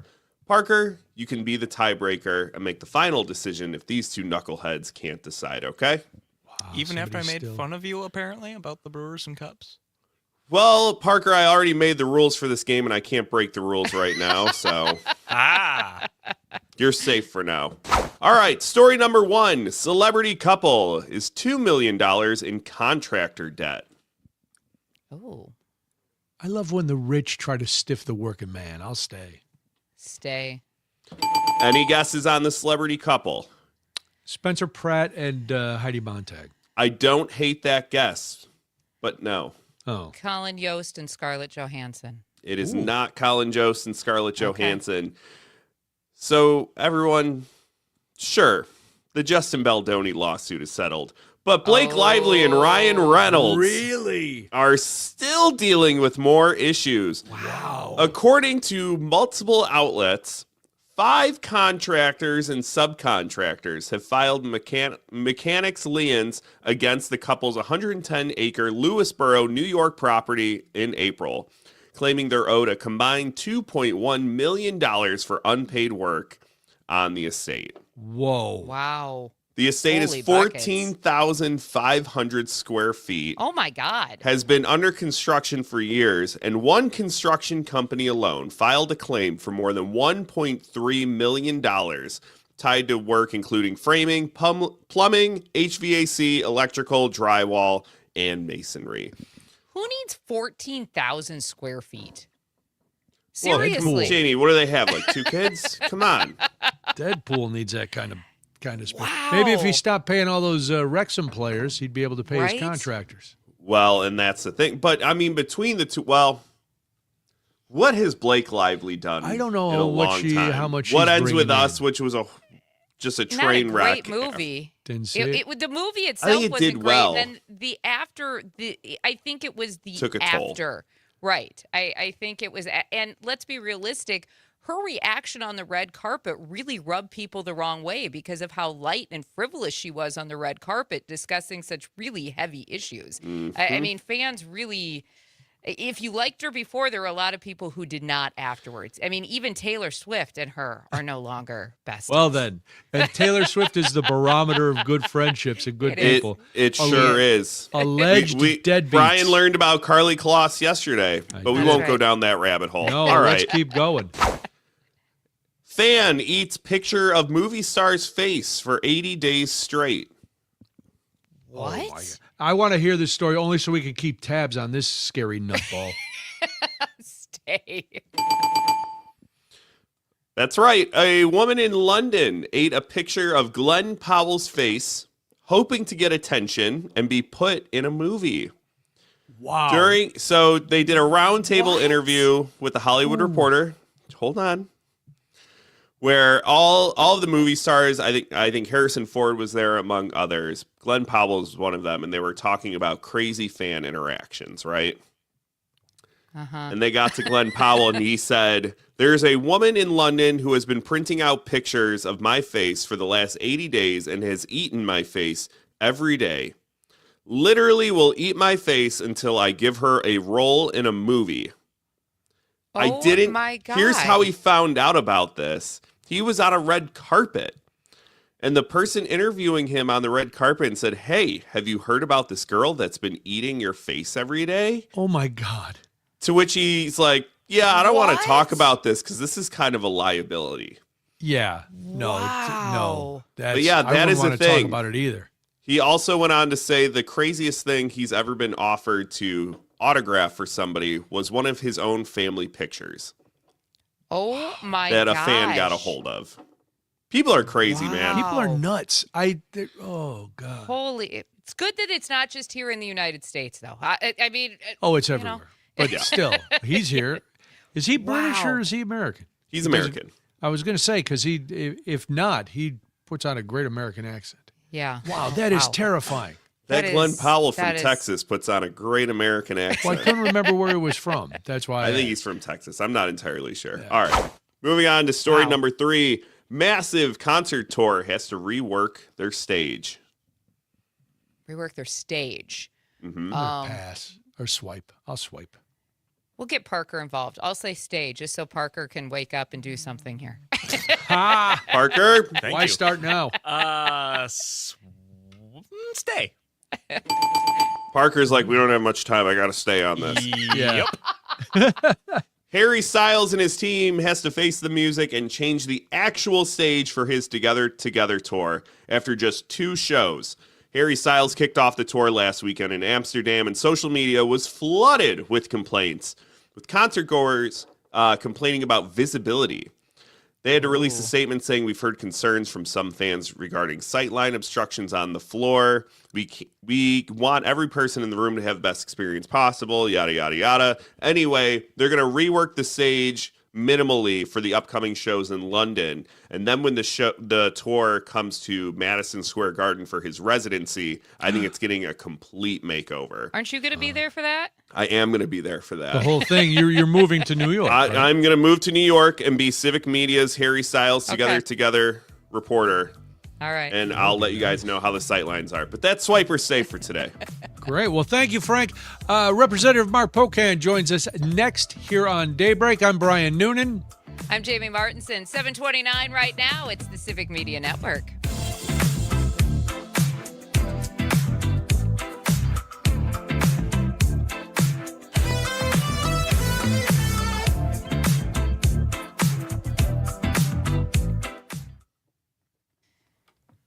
Go Okay, look at that stage.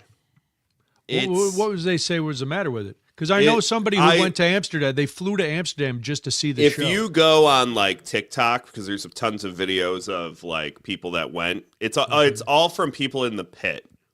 If you're in the pit, the stage, there's like a catwalk area with like bridges. So if you're around those bridges, they completely eliminate any sight line.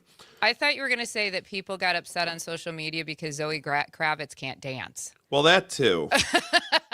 She was there, and I was like, wow, she has no rhythm. You can't be the daughter of Lenny Kravitz and Lisa Bonet and not be able to dance. She has no rhythm. I was actually shocked watching her try to dance to Harry Styles, her fiance. I was like, you have no rhythm. You're lovely, probably very talented. You have no dancing rhythm. Jamie, if I see her while I'm in New York, I'll be sure to forward that message on. Please do. I was just shocked, right? Because just what you said. Like, I was like, you're the daughter of Lenny Kravitz. It's like, you should be able to hold a beat. Genetics there should be something. When is the show you're going to see, Frank? September 9th? Nice. Maybe I get home the 9th. I can't remember. All right. I've asked maybe 1,000 times, and I can never remember. I'm like that, too. And then she gets annoyed. Last night, I prefaced a question to Debbie with, I know you're going to get mad at me because you've told me this, and I don't remember. But then I had it right. I said, so Molly's coming in this day, and Betsy, your sister's coming in this day. And yep, that's right. I was like, okay, good. But if you get it right, that wipes away asking. Exactly.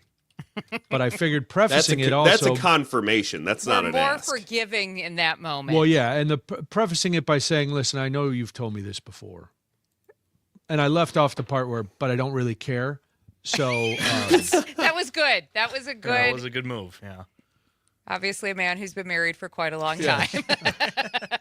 Whatever. Corey just always says to me, "Tell me the morning of and where I need to be." Okay, got it. Basically. God, I can't live like that. It's good. I hate not knowing what my day is before. He's always got so much going on that he just can't even. That's why he has an assistant. Yes. Megan? Megan's actually his assistant. Yeah, I know. Yeah, I know. That's what I'm saying. Yeah. Yeah. Megan's like actually his assistant. Yeah. No, Megan gets paid to be his assistant. Yeah. You do it for free.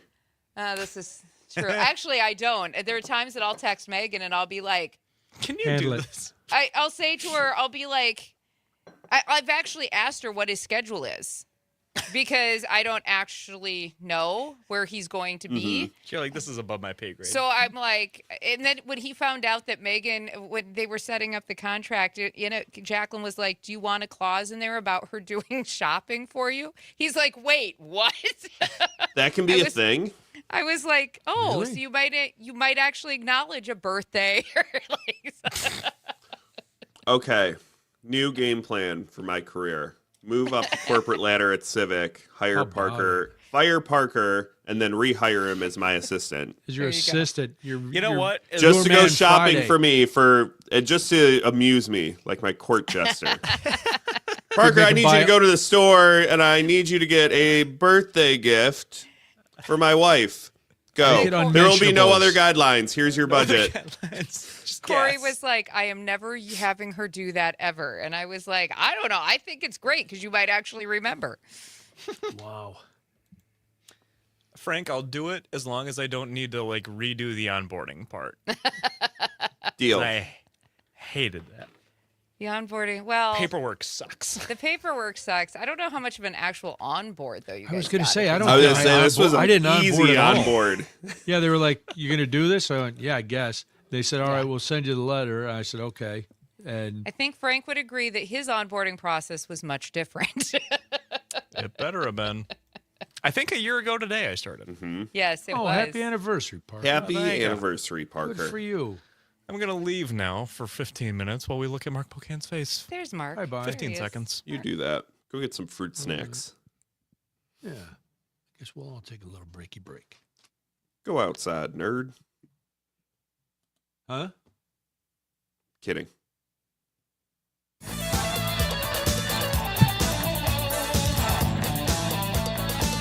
Now back to more of Daybreak with Brian and Jamie. Thank you so much for joining us this morning. We do appreciate it. We hope you are having a great start to your day. My name is Jamie Martinson. And good morning, I'm Brian Noonan. One of the misleading and inflammatory labels that this administration uses regularly is domestic terrorist. They uses a label to describe anyone who disagrees with them, protests them, or believes differently than them. Now, last fall, the president issued a directive called NSPM-7, which critics call a direct attack on free speech. Congressman Mark Pocan from Wisconsin's 2nd District was a vocal critic of the directive. He joins us now. Congressman, thank you for being here. We appreciate it. For those of us who hadn't heard about this directive, NSPM-7, what is it? What does it cover? Well, that means 99.999% of the people, because oh, good. Okay. It doesn't exactly flow off the tongue, right? NSPM-7, what it is a directive by the president that essentially weaponizes the Department of Justice and a task force in particular to go after what really is free speech rights. It's to go after people who are anti-American, not defined by law, anti-capitalism, not defined by law, anti-Christianity, which I'm assuming other religions fall in that category. But at the end of the day, it's this kind of idiotic, because it came from Trump, clearly idiotic directive to somehow stifle free speech and probably other constitutional rights. And we're kind of right now seeing it kind of unrolling. This is the one that people might know it as the directive to go after Antifa, which, as we all know, there's no like organized Antifa. You don't get a mailing from Antifa. You don't have an Antifa mailing card. I think the only thing I really know with Antifa is there's a drag queen, I think, who goes by Aunt Tifa. But, they, in their quest to, go after free speech, especially on the left, this was done. What's interesting is even some Trump officials have admitted this could go after Tucker Carlson and other Republicans who disagree with the president. So once again, another scary power grab by the Trump administration. Now, Congressman, there's a lot of conservatives right now. You mentioned some conservatives who are concerned about, figures like Tucker Carlson, but there are others who say that their views right now are being silenced. And by the way, this is a report that the Trump administration alleges was anti-Christian bias under the Biden administration. But are our free speech rights under attack in this country? I mean, I think as a congressman, you're the perfect person to answer that for us today. Yeah, by this administration. I mean, not in general, right? I mean, I think some of this started with, their arguments on woke cancellation, and then it turned out they kind of like cancellation on the right, so they do quite a bit of it. So they kind of quit talking about that, and now it's, it was Antifa for a while. And now they're just, they're not even trying to give it a label to confuse. They're just outright going after people who don't agree with their policies. And that's the scary part because, we have constitutional rights. And I know that many members of Congress recognize this privately, but they're not willing to take on the president when it comes to something like this. And, I watched when I was doing that amendment in appropriations to try to go after this, to not allow them to go after people based on free speech. I saw a couple of the Freedom Caucus folks, the most conservative, who once in a while believe in the Constitution, kind of like looking and nodding their head as I said stuff. So, but Donald Trump, again, isn't necessarily left-right spectrum. It's all top-down, and he's the guy on top spectrum, and that's where these ideas come from. So you did offer an amendment to the Commerce, Justice, and Science funding bill that dealt with this issue. So what was your amendment, and how was it received? I think we all kind of know basically that saying no money. Yeah, no money could be expended to go after people that would violate their free speech rights. Right? You shouldn't have to say that, right? Because if you have constitutional rights, right, that in and of itself should be enough. But we did that, and they didn't take the amendment. All the Democrats voted for it, all the Republicans voted against it ultimately. But also they didn't really argue against it because it's pretty hard to argue against, which is again part of the current idiocy in Washington. They all know Donald Trump is the ultimate huckster, constantly grifting the American people, but they won't say anything about it. They just kind of quietly keep their head down so they can keep their jobs. And, unfortunately, that's Congress in 2026. The good news is in November, people can replace some of those sycophants pretty easily. We're talking with Congressman Mark Pocan this morning. He represents Wisconsin's 2nd Congressional District. I'll get the words out yet this morning. We saw over the weekend this rally that was held in Washington, D.C. by the Trump administration. Was it a prayer rally? I'm not really sure exactly what the point was. But, I mean, it brought up a lot of discussion about the separation of church and state, Congressman. And I mean, are we living in a time when that line is becoming more blurred by this administration? I don't even think they're trying to say it's blurred. They're changing the line to say Christian nationalism, and all too often white Christian nationalism, is acceptable. And, it used to be if you were in the KKK, you kind of kept your sheets, pretty deeply into your dresser. So you only wore them when you had your nice little rallies with your buddies. These days, people feel very free to be openly racist and discriminatory in other ways. And if you have a country that's guided by Christian nationalism, I mean, essentially every religion is subservient, and it very easily slips to white Christian nationalism, which then becomes outright racist. But, Mike Johnson has a Christian nationalist flag outside of his office, right? I mean, there are members of Congress who do that right now. That never happened. Even just almost 14 years ago when I got to Congress, we didn't have that kind of behavior. But Donald Trump has normalized racism and other discriminatory behavior. And, that's kind of the base that's never going to leave him. Because I would say something like, even if he did something as stupid as, take on a fight with the Pope. Well, he did that, right? He's done pretty much everything he could possibly do to try to lose that base. And there's, a certain percent of the people, probably in the 30 to 35% range, that are going to be with him as long as he's a racist. Now, Congressman, you mentioned it's been almost 14 years since you were elected to the House.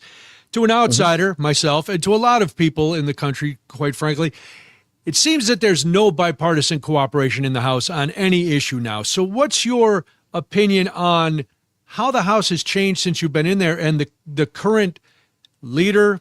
It just seems like nothing's going to get done unless Donald Trump bouquets it. Yeah. Oh, no, absolutely. When I first got there was the rise of the Tea Party. Tea Party these days are the moderates. MAGA is the new movement of de jure, right? Because of Donald Trump. And these folks are very, very extreme that are there. And, it's not even almost a political party in some ways, right? Based on ideology, it's almost based on like a cult, about an individual. And Donald Trump is that cult, because much of what he's done, I think, Ronald Reagan and other real conservatives would, be rolling in their graves looking at what Donald Trump's been doing. So it's not your traditional conservative Republicans. It's now this Donald Trump Republican, which is really in many ways more about Donald Trump than certainly conservative values. I mean, look at tariff policy is something Republicans never talked about in this way. Foreign policy used to be non-interventionism. Now they're cheering on as they're paying $2 more a gallon for gas, a war of choice in Iran. Action after action after action is no longer, certainly not conservative, and I would argue not even Republican in that definition, but it is Donald Trump, and it is Trumpism, and it is MAGAism. Congressman, let's talk a little bit about foreign policy. And one of your colleagues, Tom Tiffany, also running for governor of the state of Wisconsin. He was on a podcast last week, said he wants to wrap up the war, and then went ahead and voted against a resolution to limit U.S. involvement. And we talk about basically doing what Donald Trump wants. To me, that's the epitome of it, right? You believe one thing, but you go ahead and do the other. What is your reaction to Tom Tiffany's vote and some of the rhetoric you're hearing from your counterparts?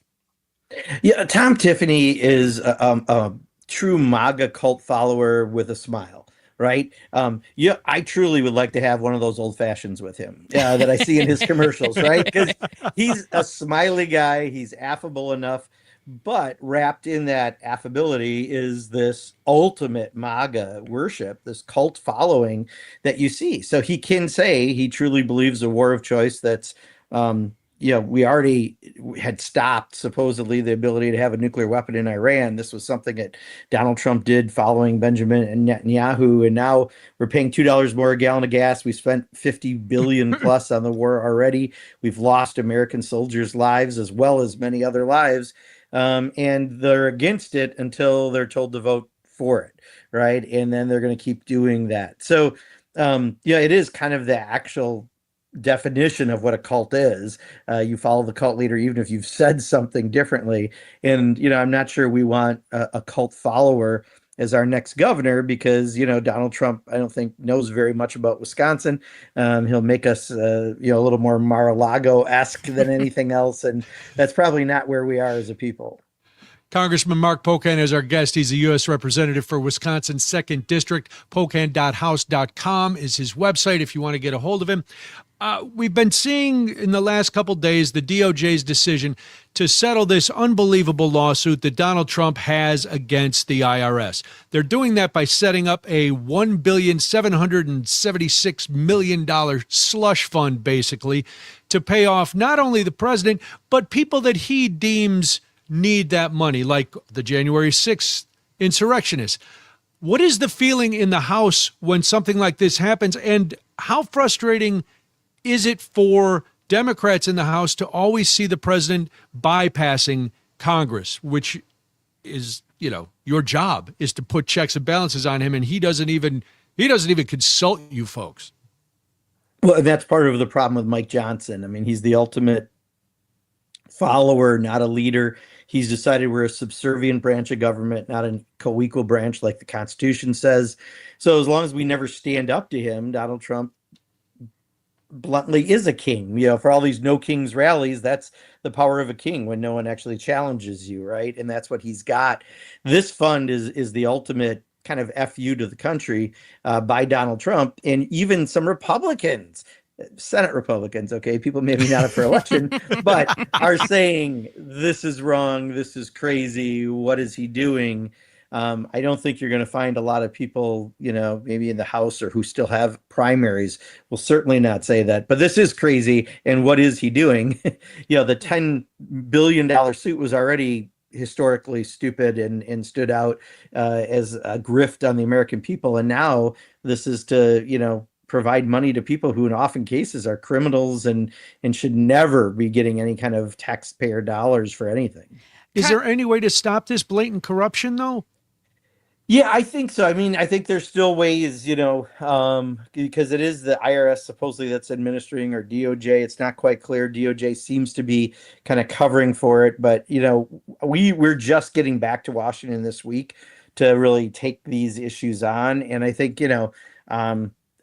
the fact that some of the Republicans in the Senate that I've heard speak out against this tells me that we might have a little more leverage, kind of like the White House ballroom, right? Doesn't pass the smell test to cost $1 billion when the president said there was no cost to taxpayers. This thing doesn't pass that smell test either. So I think there could be pushback. I know we only have just a few seconds left, but how do we justify these things to voters, Congressman Pocan, when we're talking ballroom, taxpayer money, the slush fund, and people are seeing these rising costs? What are you telling constituents when you're out talking to people right now? Yeah, or $1 billion or $2 billion a day on the war and everything else. I mean, no, look, Donald Trump promised to reduce costs on day one. He's made your costs go up. You can replace people who support him in November. Congressman Mark Pocan from Wisconsin's 2nd District, pocan.house.com. Thank you for being here, sir. We appreciate your time. Yeah, absolutely. Thanks so much. We'll be back with more. This is Daybreak on the Civic Media Network.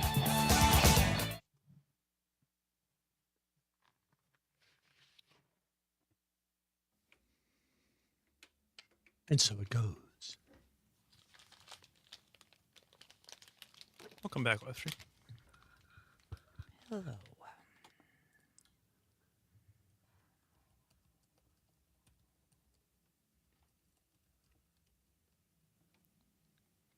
Jamie, where are the snacks?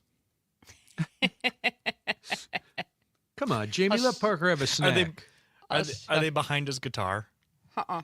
Oh, they're not? Mm-mm. I'll show you. Okay. You have to keep guessing. At the top of the hour, do you want me to quick show you? No, we can do it after. Okay. I took the one thing that was in the cabinets. Oh, that was the bait.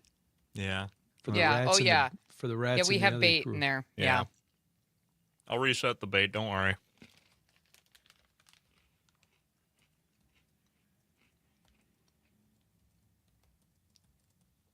I did not have mini Oreos being the first thing I would eat today. But here we are. There's Well, worse that's what things. Sage didn't want to eat those either. That's why he wrestled the cabinet the other night. Poor guy. I would much rather have mini Oreos than like the fruit chews or whatever. You don't like fruit snacks? No. You I seem got fruit snacks. apathetic to that. No, I do not. I like fruit, real fruit. Or Americans. I hate We all need kind of processed fruit snacks. I hate all kind of gummies. From fruit bad snacks to steak. jujubes to chuckles. I like gummy bears and peaches. Then I'm out. Pass Give me on worms. all of it. I like trolley worms. Nope. Bad take, Brian. No, thank you. I'm not saying you can't eat them. I'm saying I'm not eating them. More for me. That's exactly. Enjoy. Everybody in my house likes them. You know, they're all wrong, but that's okay. No, it's good because Debbie buys them and she knows I will not eat them. So it's like if she bought M&Ms or something, I'd go crazy. Oh, But yeah. she buys those for herself, and I'm like, okay, good. I'm not tempted at all.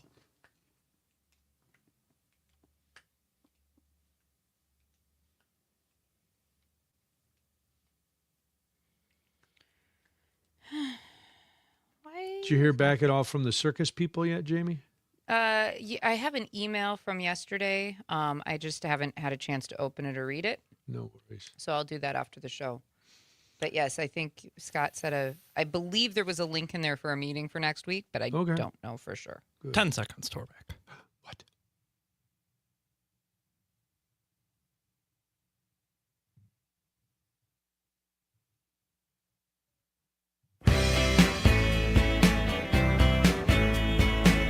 From Lake Superior to Lake Michigan, this is Wisconsin's Morning Conversation. Daybreak with Brian and Jamie.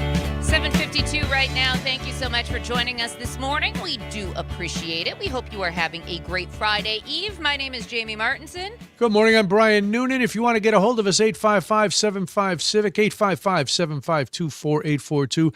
Maybe you want to answer this question for us. Do you trust that the EPA has your best interest at heart under this new administration?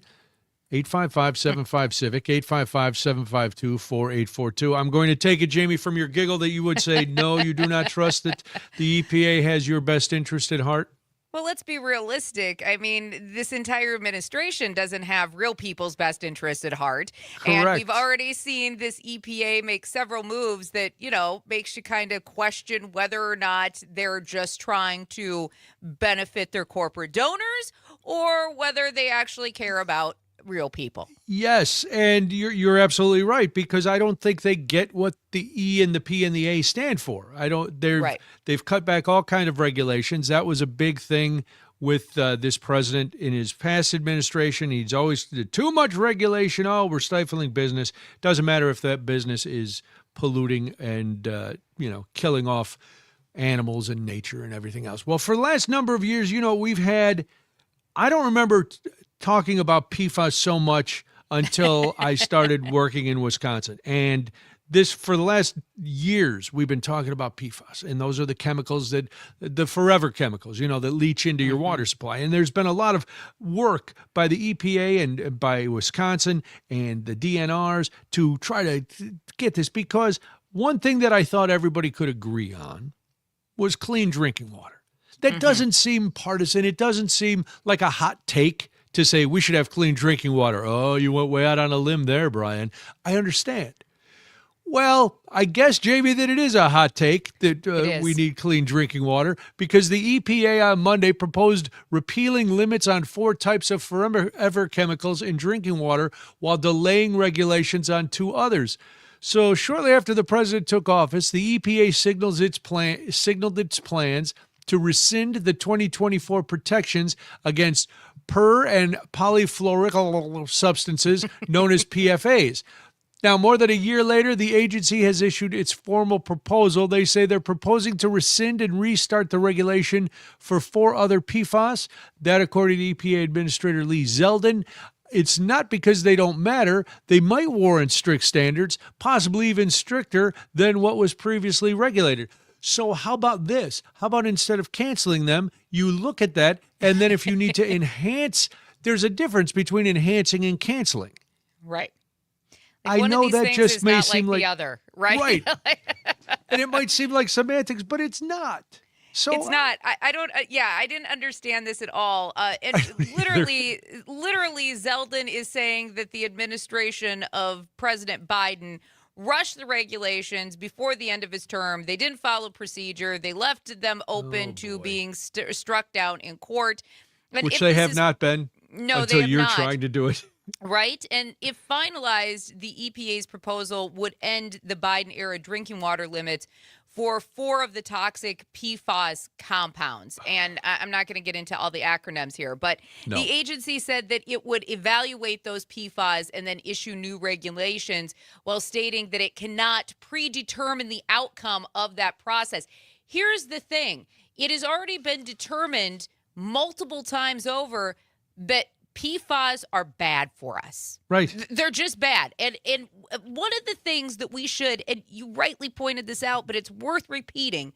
One of the things that, as Americans, we should be able to agree on is that we want to drink clean, pure water. I don't know why this is controversial. I don't know why this is a hot take. But Jamie, what about businesses that have to operate under these draconian regulations that are going to keep me from dumping chemicals into the water? Well, that and I doesn't get it. seem fair. Because then it's hard for them to donate to the Republicans because 37 companies who donate to the Trump administration and the Republican Party, major companies that we would all recognize the name of in this country, happen to be ones who are fighting the PFAS regulations. Really? Okay, that seems just like a coincidence.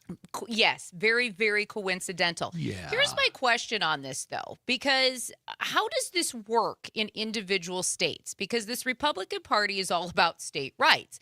They're repealing Well. PFAS across the country through the EPA, but then in Wisconsin, for instance, right, we just Yes. watched Governor Evers sign a law about PFAS.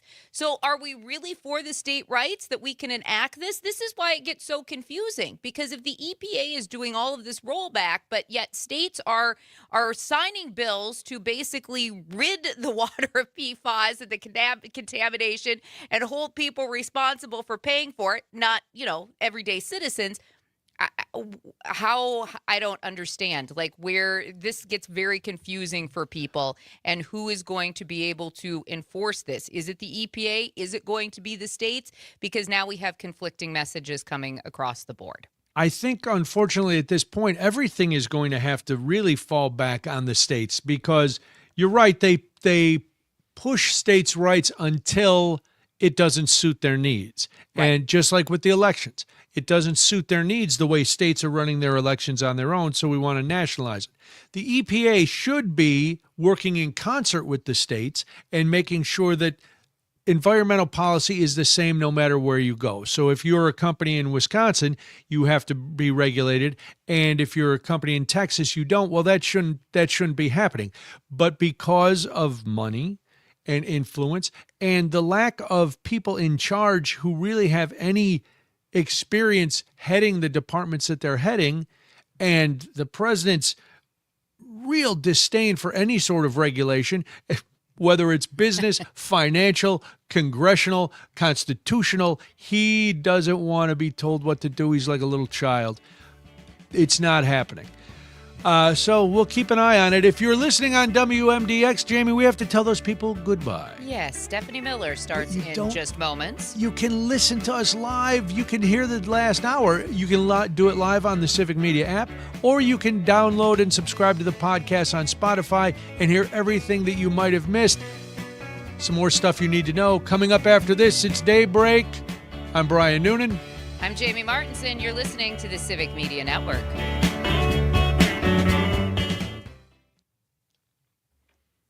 All right. It just can't be easy, right? Like, we can't have one law and then... No. And we can't agree that chemicals in water is not good. I mean, I feel like that's the one thing we should be able to agree on. Clean air and clean water. Who needs it? What do I know?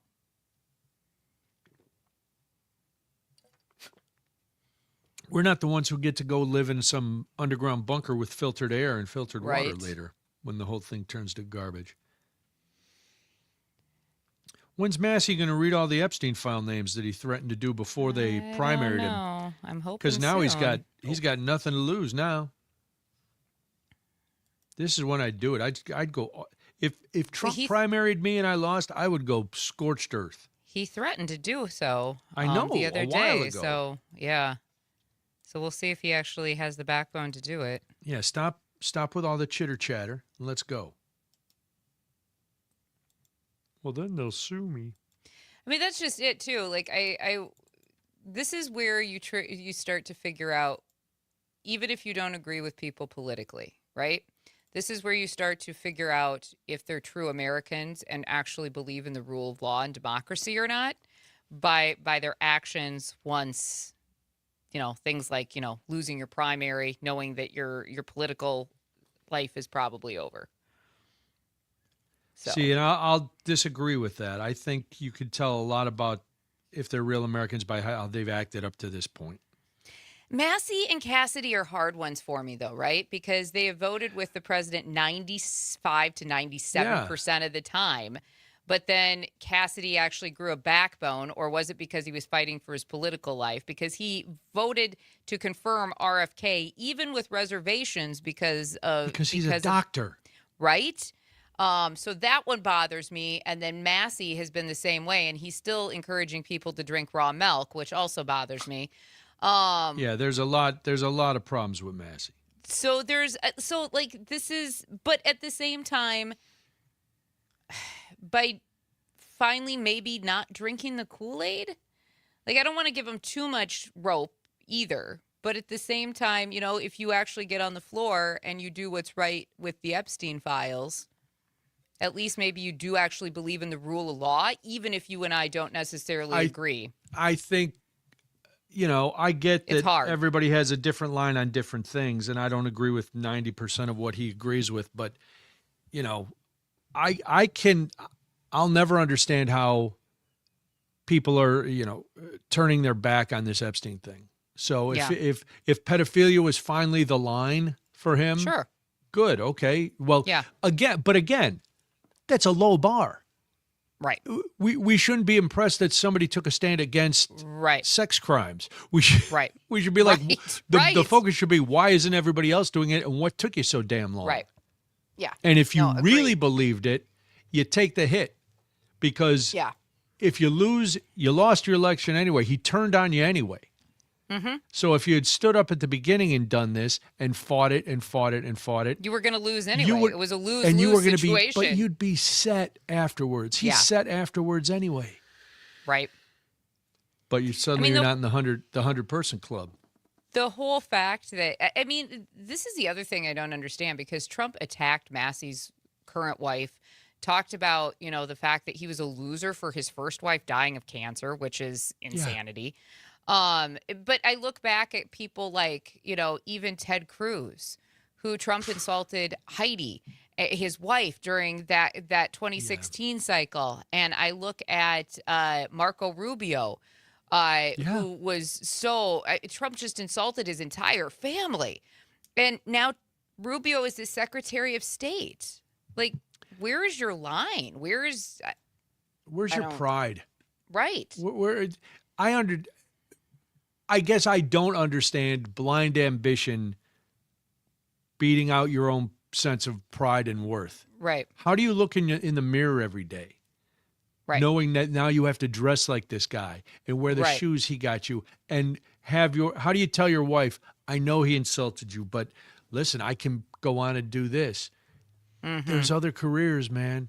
There's other careers. Like, I even think of J.D. Vance, right? And who has made his career, at least most recently, of insulting immigrants.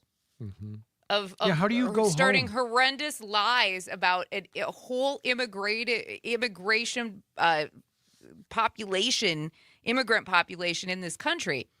His in-laws are immigrants. His wife is the product of immigrants, right? His kids are products of those people, and it is insane to me.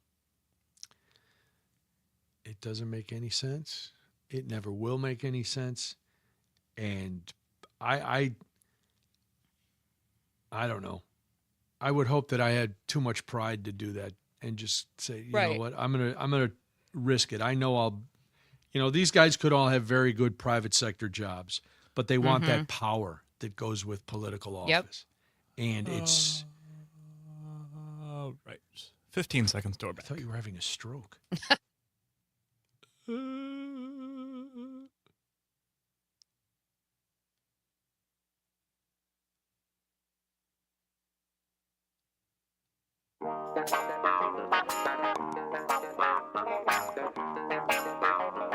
Across the state of Wisconsin, Daybreak with Brian and Jamie is back.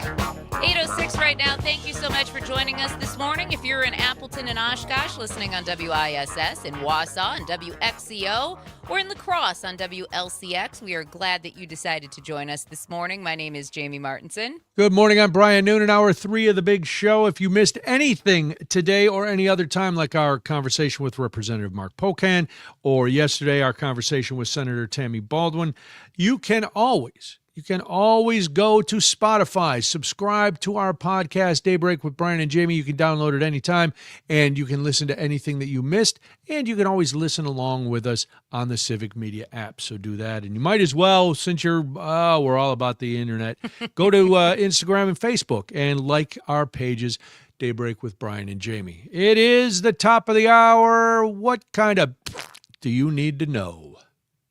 It's a wake-up call in more ways than one. Time for some you need to know.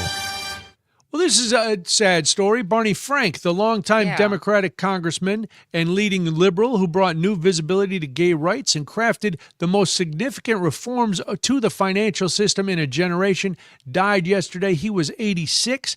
He died late Tuesday, according to Jim Sengel, Frank's former campaign manager and close friend.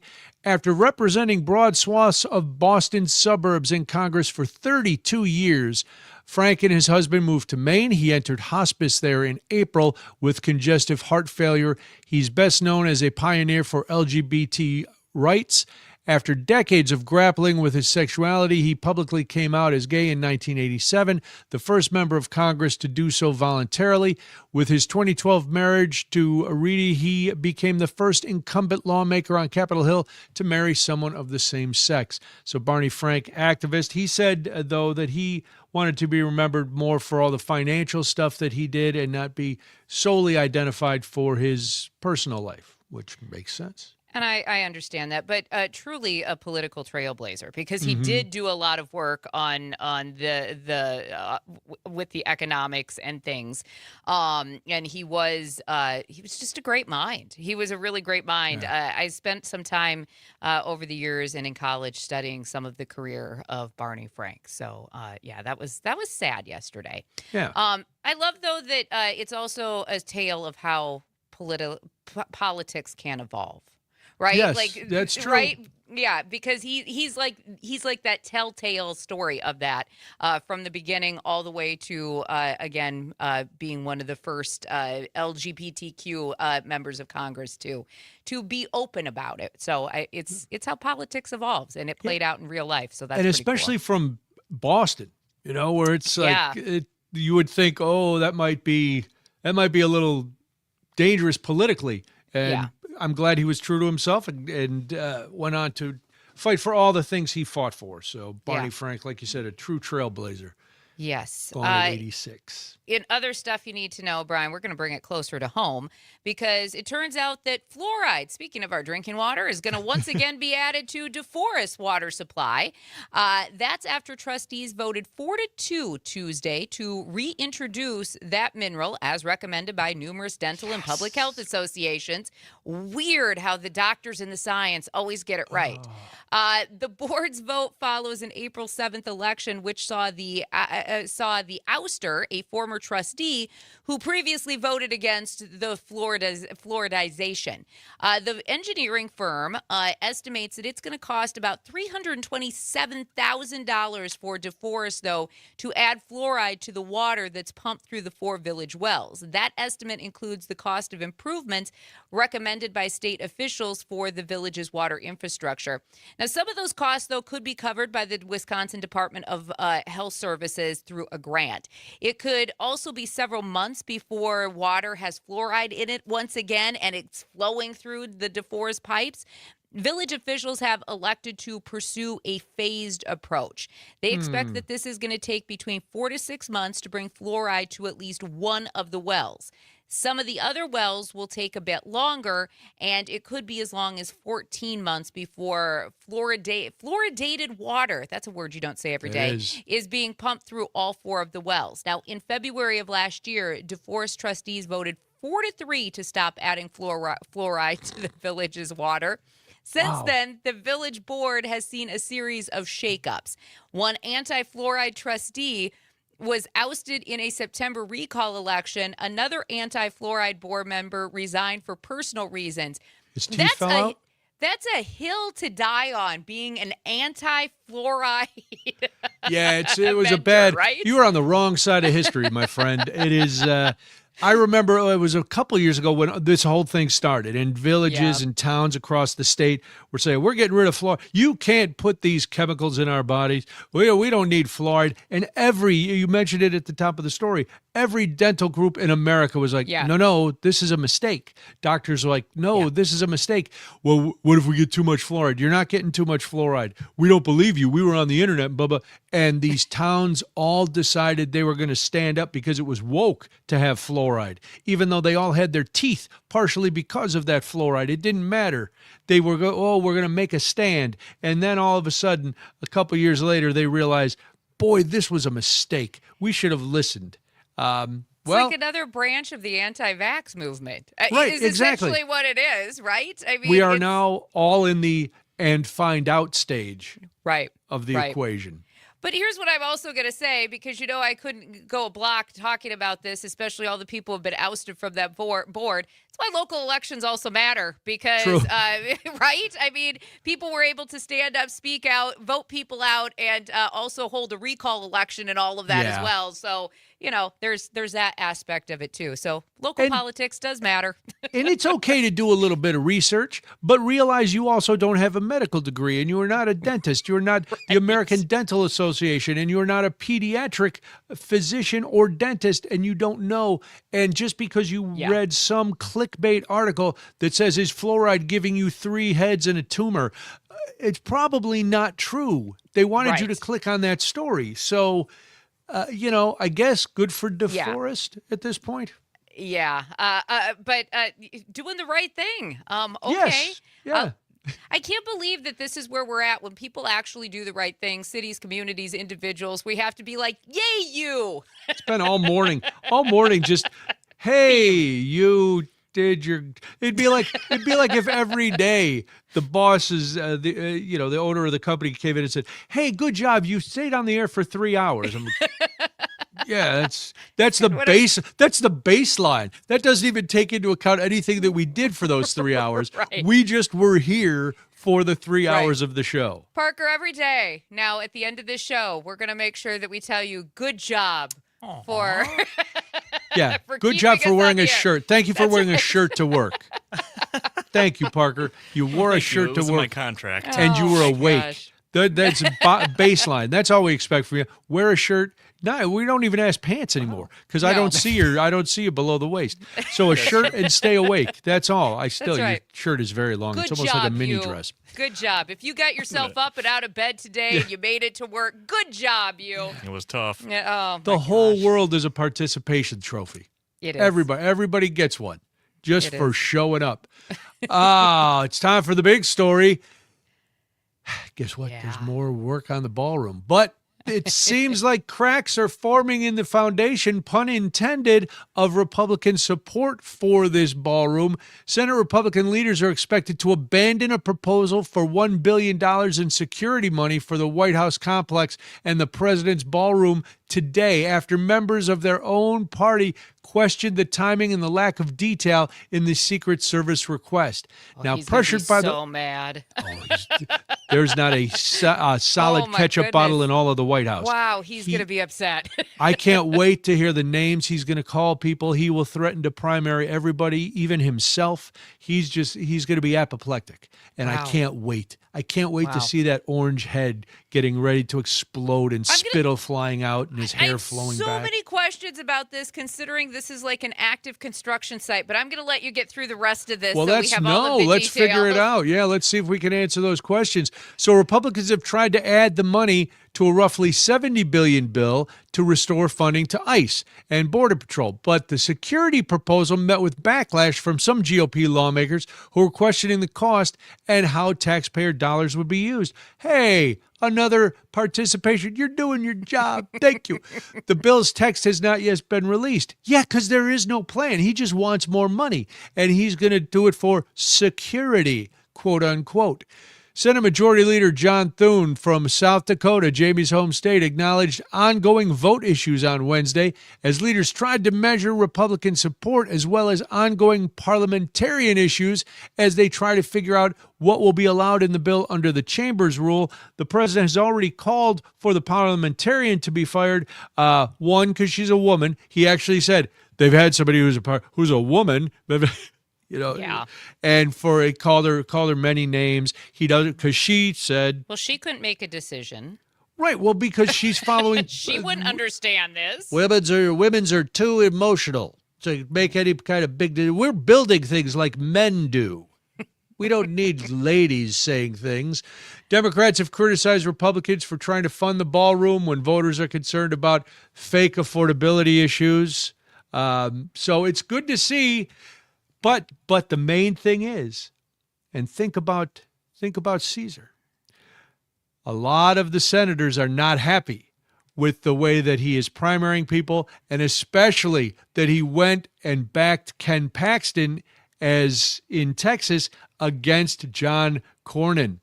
Because John Cornyn, there are always consequences, Thune said, of taking on the United States Senate.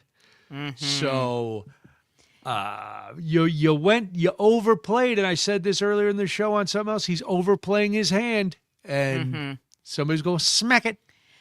I do find this to be fascinating because we're at this complete standstill with this ballroom. And the other day I was watching TV and the president was basically in the middle of a construction site while these workers were just milling around behind him because they can't actually work right now because everything's at a standstill. There's an injunction no on funding. it. You can't. Yeah, and there's no an funding. injunction. There's no funding for this thing. So now a house that basically the American people own has been completely destroyed with no congressional oversight.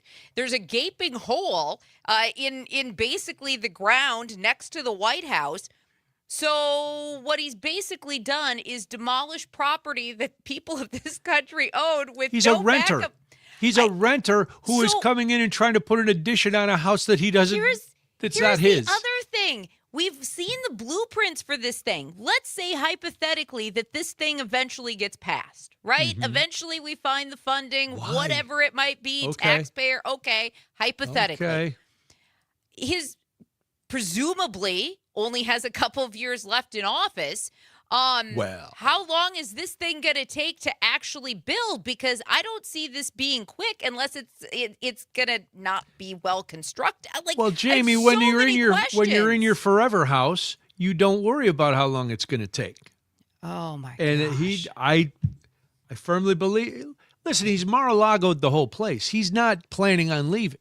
Yeah. If the midterms go his way, he's staying forever. And unless Republicans get a spine and decide to be a co-equal branch of government, they're starting.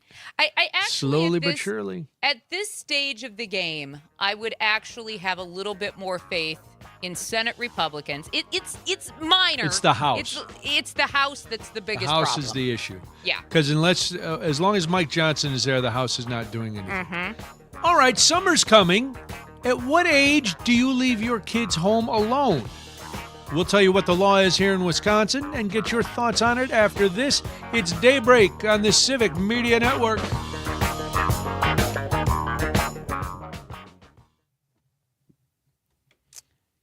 Alicia says, yes, Brian, our renters have torn down part of our house and are trying to build a huge wing that we didn't want. Well, Alicia, I don't know what to tell you. That's how it goes. Everybody's been saying that your house needs a new wing, Alicia. Yes. For 100 years, people have been saying Alicia's house needs a bigger wing on the side. So I don't know why you're complaining. We're making it better. Your renters are making it better. For all of the parties. Yes. That's the other thing, too. There's no doors either. You're the president of the United States. Logistically, how much time do you have for all of these parties? Because I don't remember Barack Obama. I mean, there's things that happen at the White House. Dinners, don't get me wrong. yes, of course. Yeah. Of But I course. don't remember all of these parties. Jamie, let me tell you a little something about parties. Parties can be held for people to give money. And the more room I have for people to give me money, the better. So I will have a big, big ballroom. Oh, my gosh. It's every day I shake my head and I fight the urge to just put my fist through the TV and scream out on the streets. We had friends who went to D.C. just a couple of weeks ago. And they were walking around and they just took a picture of like this active construction site. That would be so depressing to see in person. And they both worked in D.C. for a really long time. They were both in congressional offices before they decided to like get into private sector work and things. And they were like, "This is just the saddest sight ever." Now, one of them is a Republican. Measured Republican. The other one is an independent. So I thought it was just a fascinating photo, especially coming from them. Because they're like, it's sad. It's just, there's rebar sticking out of the ground where they tore down the other portion of it. And they were like, it's just sad. It's a hole. I was watching Colbert's monologue the other night, and he had a clip of Trump talking about the roof. It goes all the way down to the basement. And Colbert's like, that's called walls. 10 I have to seconds watch back. that. I've recorded this week. Couple seconds. To go back and see those shows.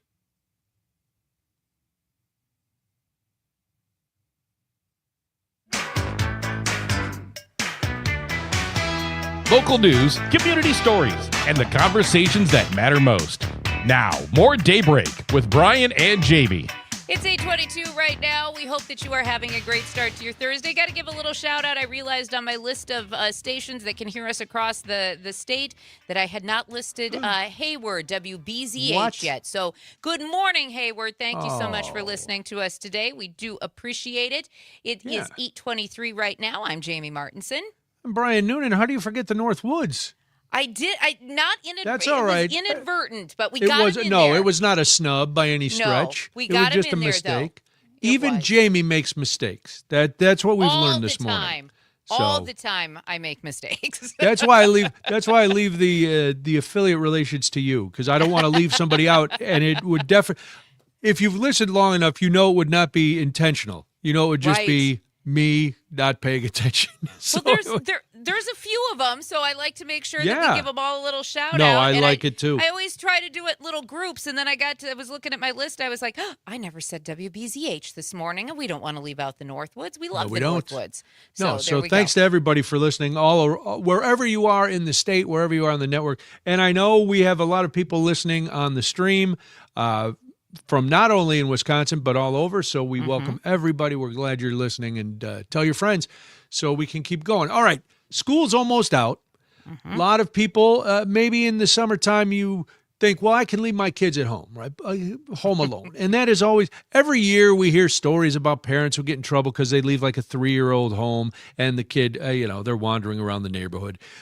So obviously that's too young. But at what age did you start leaving your kids home alone?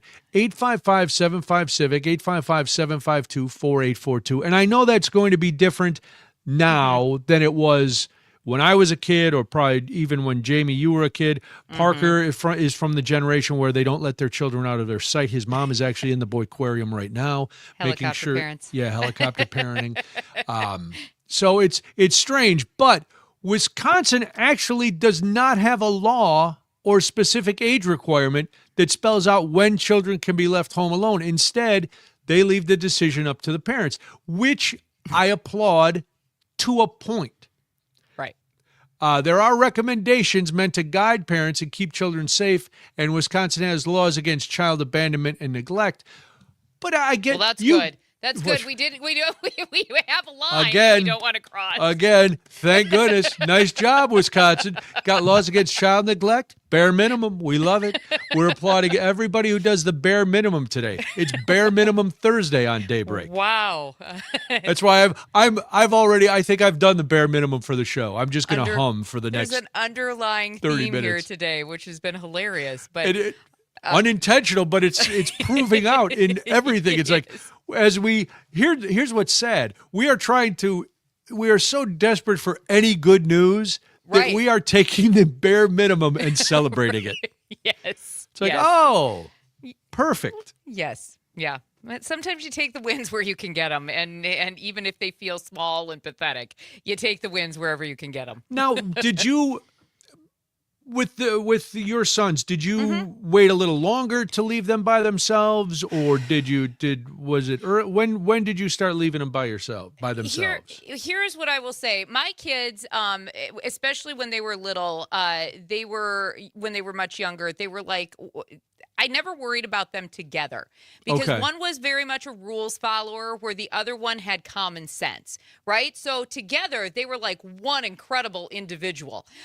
When they separated out, that's when I got a little worried. So when Max was about probably 8 or 9, which would have made Dexter between 5 or 6, I would leave him for like, okay, mom needs to run to the store to do a pickup order, knowing that I was only going to be gone for like 10 minutes and the store was literally like 3 blocks from our house. Okay. But then it was always like maybe 10 minutes, and it was, but very rare.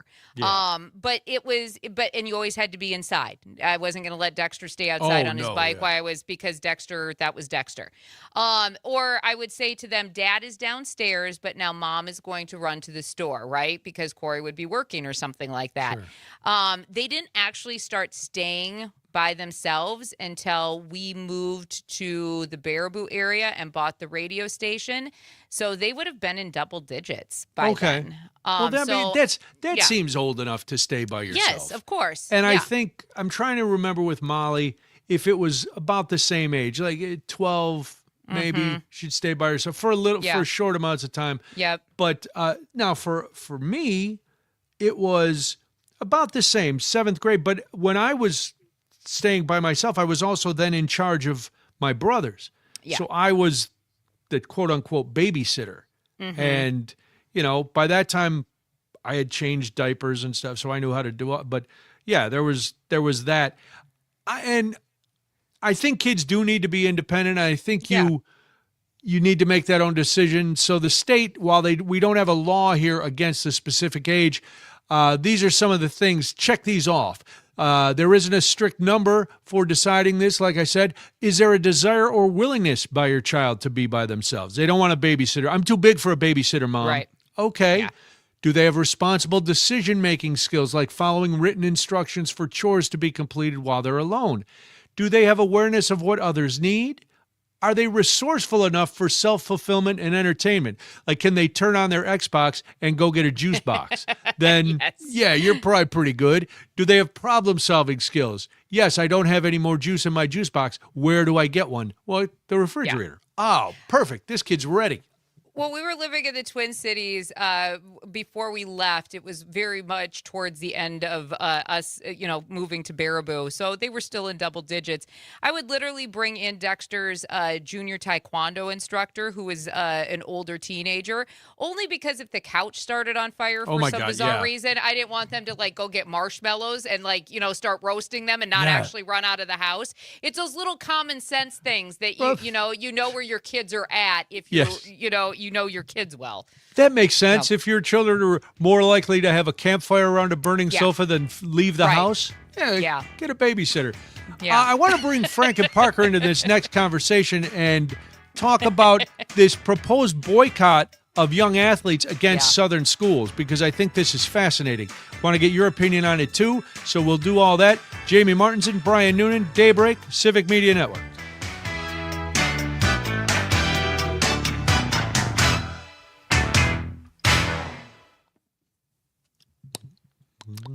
Really? You want to talk to me, Brian? No fooling? I really don't, but I just was trying to be polite. Thanks. You're welcome.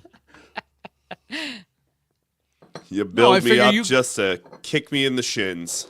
Listen, I like to get you all excited and then pull the rug out from under you. Well, I figure, you are the sports guys. I am Charlie Brown, and you are holding the football. Alicia says over in YouTube chat, I worked third shift when my kids were 5 to 7, maybe 7 to 9. I slept on the couch and someone stayed the night. So technically not home alone. Yeah, that was, I think Max was when we moved, Max was in double digits. Dexter was a little younger. He was very hard to wrangle though because of his ADHD. So there's no way I would have left them alone. But yeah, Emily would come over, and Emily was such a great friend, and she was a black belt, and she was 16, so she 17. could kick their ass if they got out of line. Bingo. Well, and Dexter needed it. He really respected Miss Emily. He didn't try to hide under beds, and then because he did that to a babysitter once. Oh no. He hid in a closet, and she thought he ran out of the house, and she lost him. Oh. And he was actually in his closet behind the hamper. Oh, because that was his new hiding spot. Oh, I just about did. Wow. The poor girl. I felt so bad for her. She never babysat for us again. I don't blame her. No, I don't either. Wow. Holy smokes. I had to pay her a lot of money that night. Emotional damage. Distress, yeah. But she also had 8 siblings. She was the oldest of 8, so she was actually pretty cool about it, but she was so panicked. But no, that was why I had a babysitter, though, because I could have just seen them being like, oh, that just started on fire. Let's go get marshmallows and the roasting sticks. I would be more worried about how your couch just spontaneously combusts. Oh, Dexter was around. No, we did not. Oh, so it wouldn't be spontaneous. It would be. Okay. No. When you said that before, there's a British TV show I like. It's called Would I Lie to You? Yes. And have you seen? I haven't watched a ton of it, but I've seen a few episodes. Yeah. One of those. I think it's Bob Mortimer is the guy. He's like, I burned my house down as a kid, and it was that he accidentally dropped fireworks in the house, and they started on fire. Jesus, and they burned it down. One of my brothers started a quilt our comforter on fire in our basement, and then saw the fire and ran. And thankfully, I was walking by and I looked downstairs, and at first I thought it was just the sun flickering off this thing. And then I was like, it's on fire. Yeah. And I mean, Mom, it's on fire. Oh, Lord Jesus. Dexter didn't intentionally get himself into trouble. He was a very curious child. And if you didn't give him the answer right away or help him with it right away, he would go do it himself. And then all of a sudden, he almost cut off his finger one day because he wanted to know how to poke holes in a box with an X-Acto knife. And I didn't have the time to show him, so he went and got the knife. He started poking holes. Next thing I know, he's screaming and there's blood on my ceiling. Because he's flinging his hand around. And so makes sense. My brother cut a hole in his shirt while he was at school one day. And he came home wearing a different shirt because he needed a new shirt. My mom goes, well, where's your shirt? And he goes, well, I cut a hole in it. And she goes, got well, dress why'd you do coded. that? Yeah. He goes, well, why'd you do that? And he says, I wanted to see what would happen. Turns out it is a hole and it rips. Scientific method. Yeah. But Dexter was just very like that. And so if he wanted to know, what was inside a battery, like he'd just start prying one open, right? Like that was just how the kid was. And so that's why I always say every streak of gray hair in my head is a year of his life, because year 1, year 2. Max was my very inquisitive child, but always, I'm going to follow the rules. So if mommy says not to do it right now, I'm going to wait until mommy has time. Dexter was like, hell with the rules. Let's go rip open a battery. Okay, kid. Yeah, that sounds all right. And you were saying he's the common sense one. He is. He's very much my now he is. Common sense is relative. Yes. Now he is. True. Like, it was always like, if, Pokemon Go, like, bro, you need to, like, quit looking at the game to cross the street, right? Come on, go to the polls. 10 seconds till we're back. Come on, Frank. It's the best.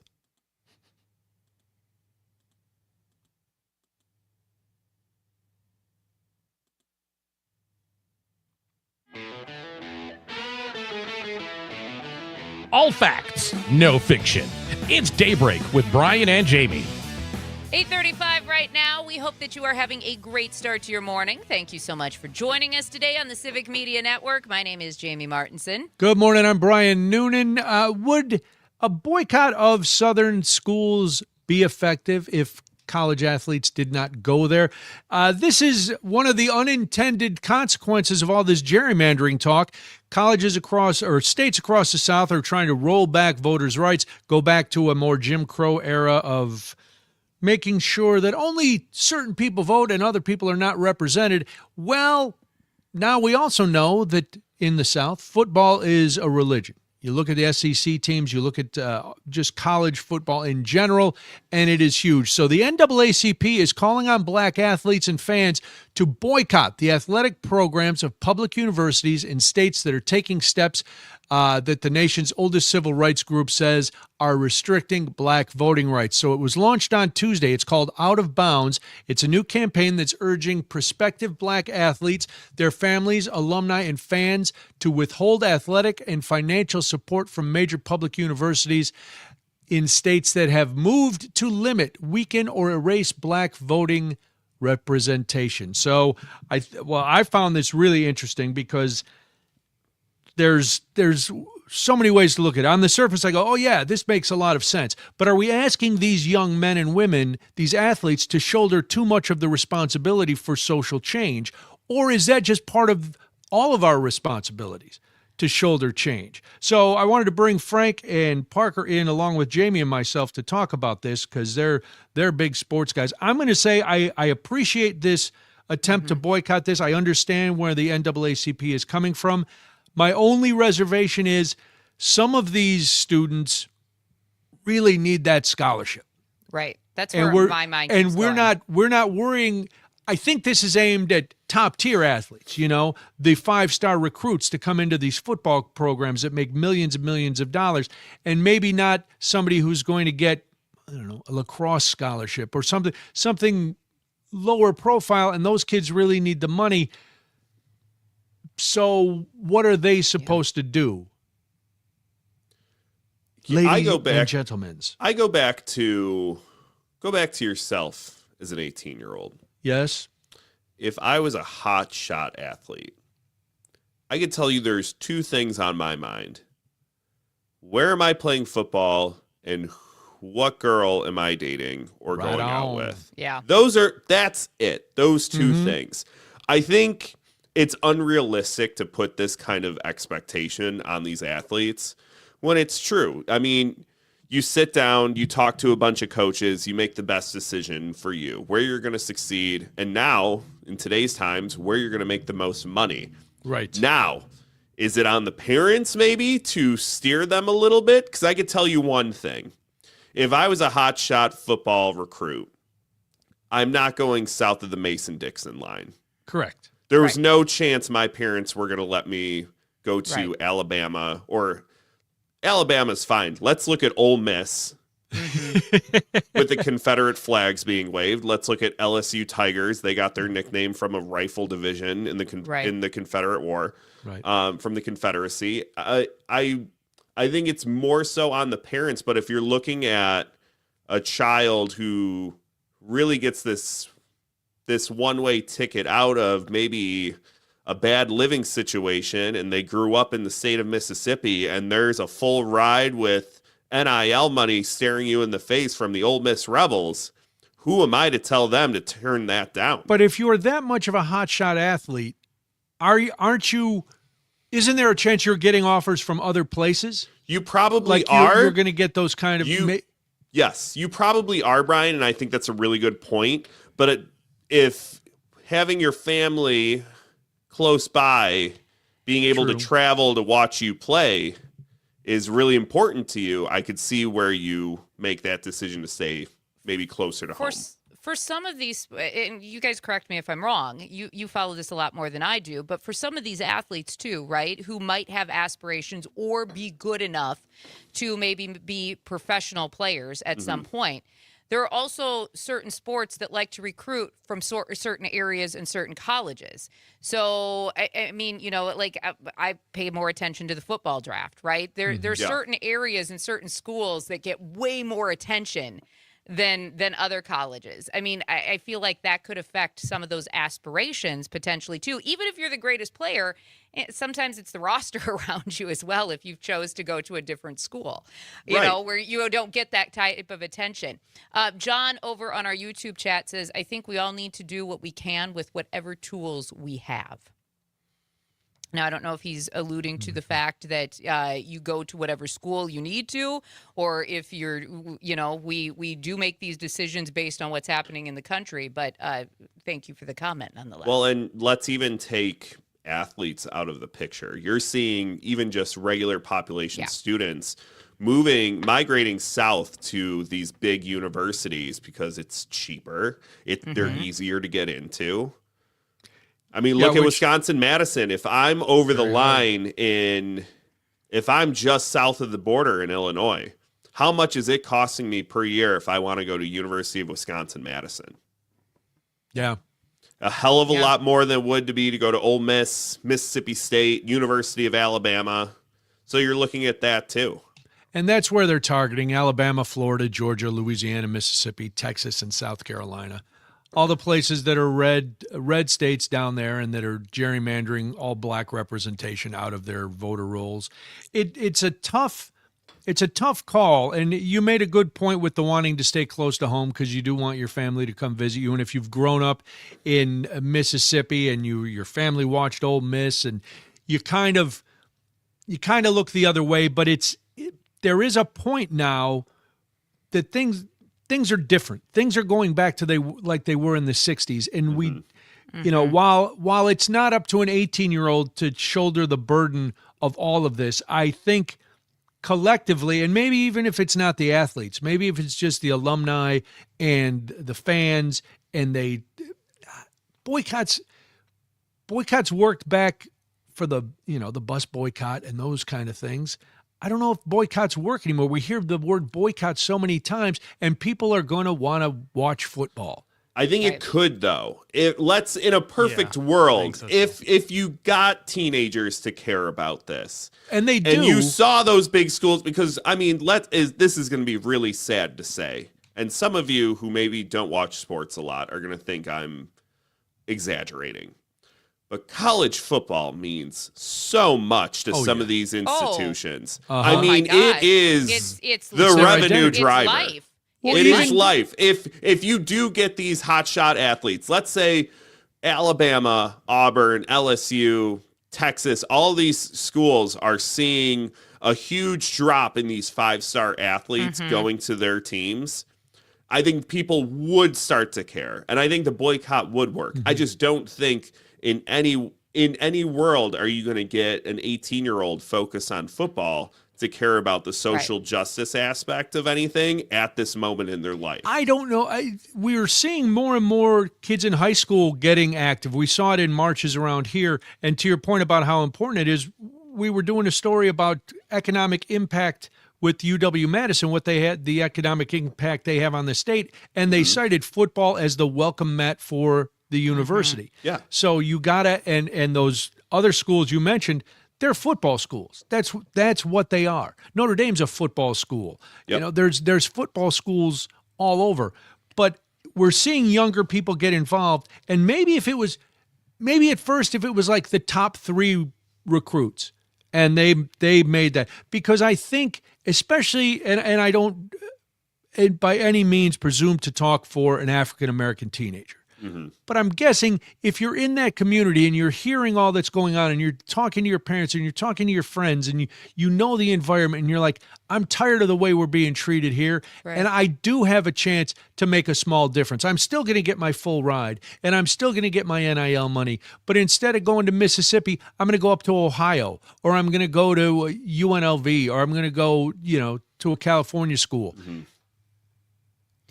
A few of those a year, that does send a message.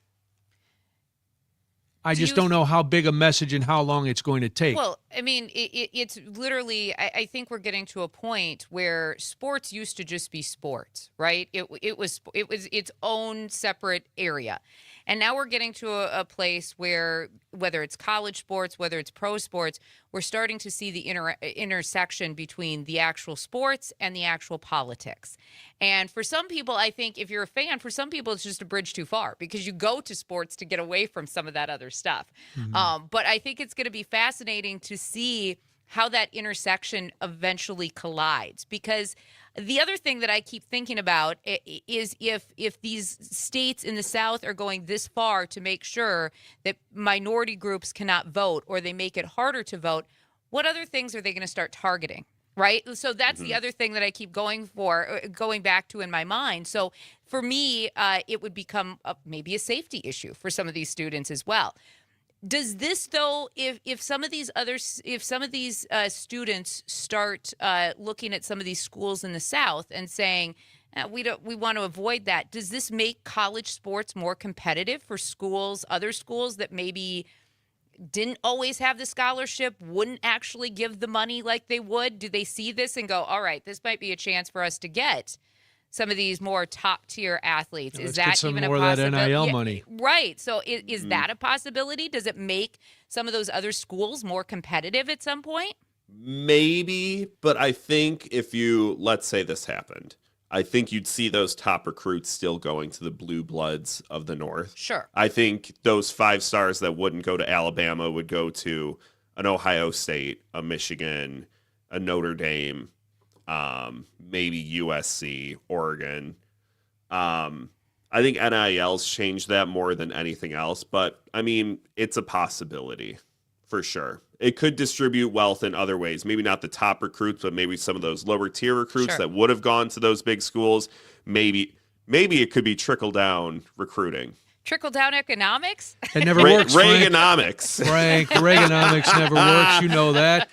So they're really pushing for these high school kids to pay attention, because they've got till the window for basketball signing is mid-November, right after the midterms, and then for early signing for football is the first week of December. So they're really pushing and telling these kids, make sure you're watching what's happening, and do you want to be part of a place like that? And the weird, there are historically black universities, colleges and universities in the South, where, I think that's probably a safer bet if you want to stay in the South and you can get recruited there. Are you going to get drafted out of there if you're one of these top recruits? Probably, because they're going to pay attention to you anywhere. Or you can you get in the portal and you move somewhere. I get so confused with the portal and all that stuff. Do you know what bothers me most about this conversation? That we're having it? That in 2026, right? Yeah. That these are still conversations we're now having because of what we're doing in our politics. I like in 2026, we should be so past having these conversations and talking about black students being worried about where they're going to go to college based on the politics, right? So yes, it does bother me that we're having it. Maybe not for the reason you were thinking, but because I thought we were so far past this. No, that was the reason I was thinking. Okay. We really should have. All right. Jamie's got a little rant, and she's very upset at American Airlines and the whole airline institution. So we will get to that and so much more. She's Jamie Martinson. I'm Brian Noonan. This is Daybreak on the Civic Media Network.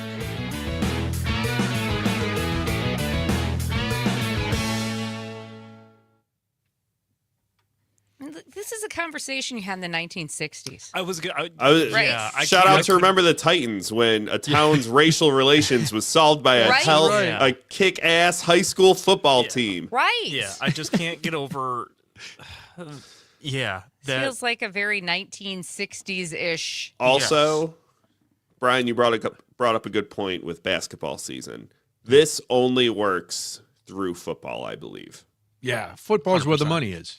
Football, it's all it will. The arrow always points to revenue. Yep.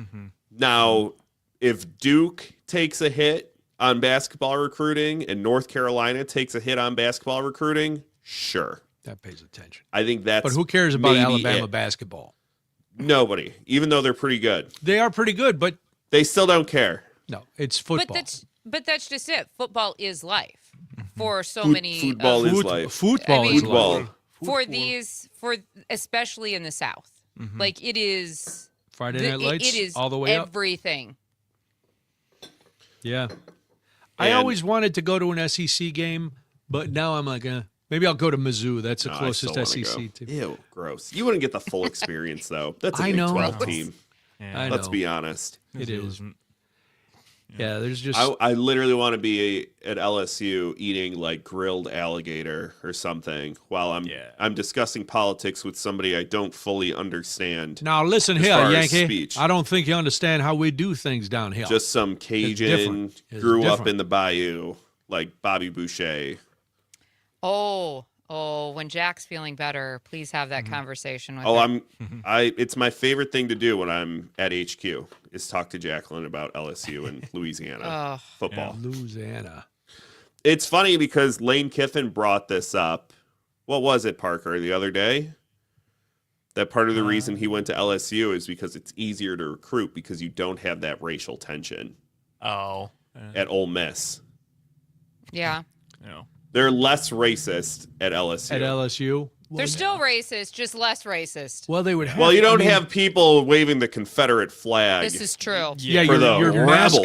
mascot. Your mascot is not. Blatantly Yeah. racist. Is not Johnny Corn. Yeah. My God. Wow. Yeah. Ole Miss. They tried to recruit me in high school. Ole Miss? did? For what? Cross country? No, just because. Give us your money.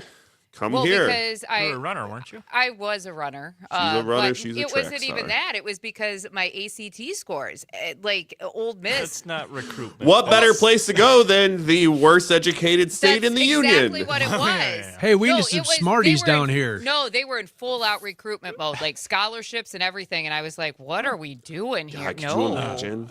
10 seconds No. left. Go to Jamie North would have Dakota been State. kicked out for her liberal thinking. Or she would have gone full on debutante.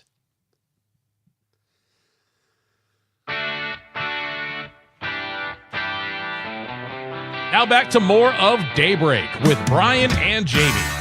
8:52 right now. We hope that you are having a great Thursday morning. Thank you so much for joining us today. It is the Civic Media Network. I'm Jamie Martinson. Hey, good morning. I'm Brian Noonan. Glad you're here. So, at the end of the show yesterday, we saw a story in the Milwaukee Journal-Sun.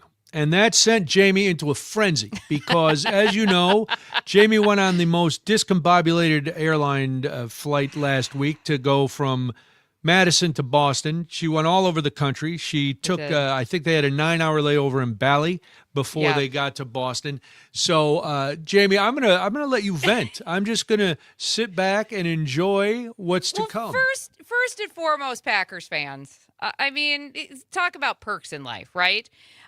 Because American Airlines is adding a new nonstop flight from Milwaukee to Boston just before the Packers-Patriots game on November 8th. Wow, So that sounds basically- convenient. That would have helped you Whoa. last week. That's a It would've great been cool. Fan-flippin-tastic.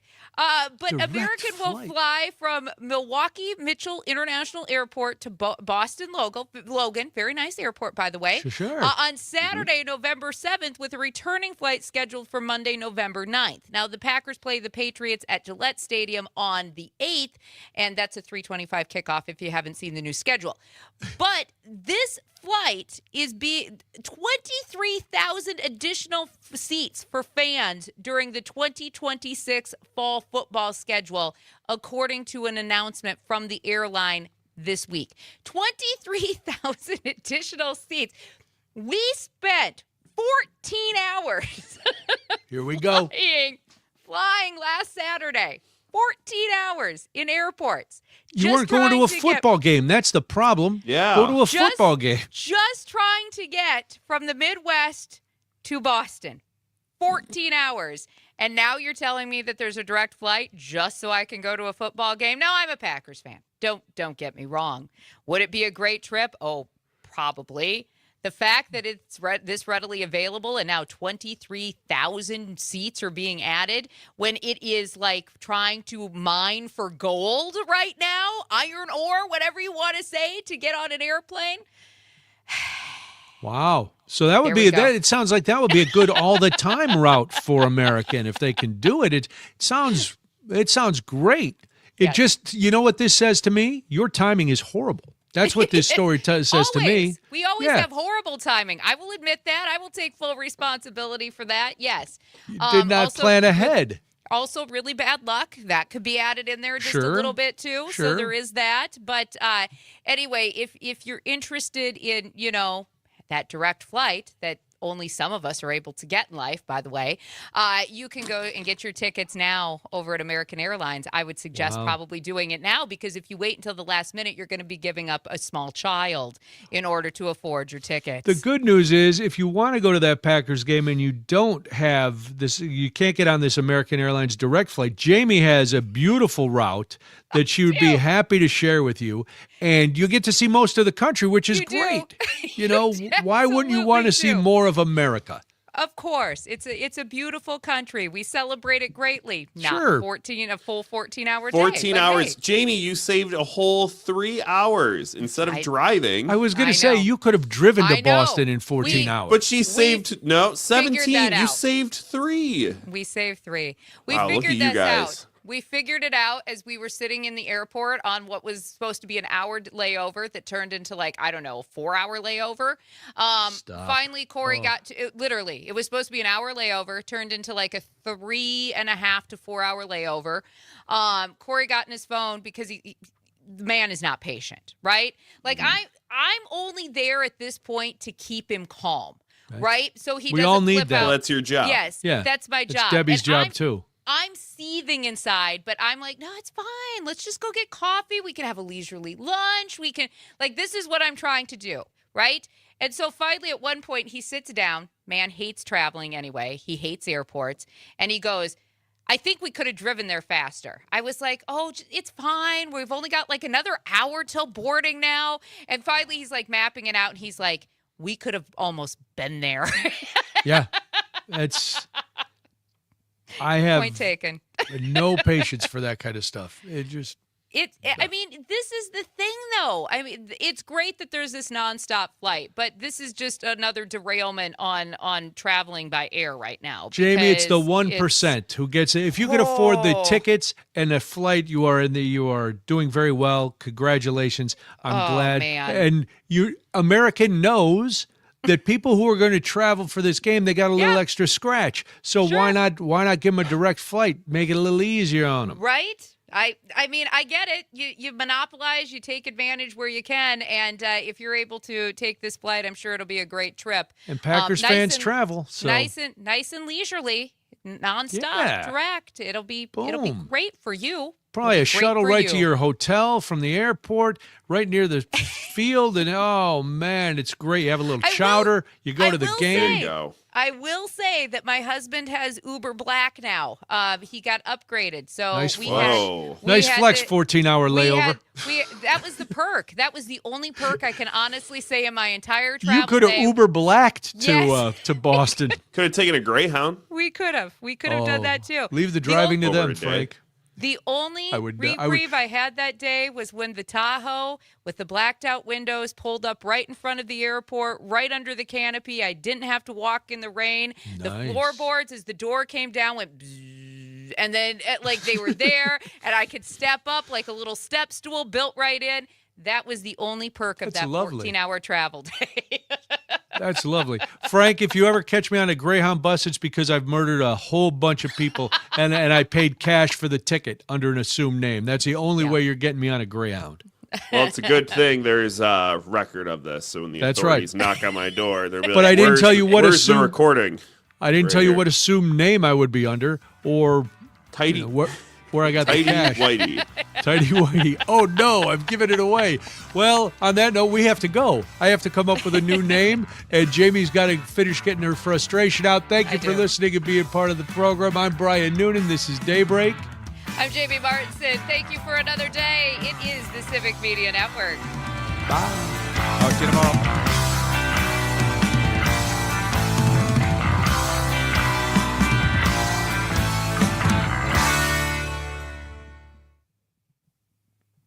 All right, And let's we're clear. Bye.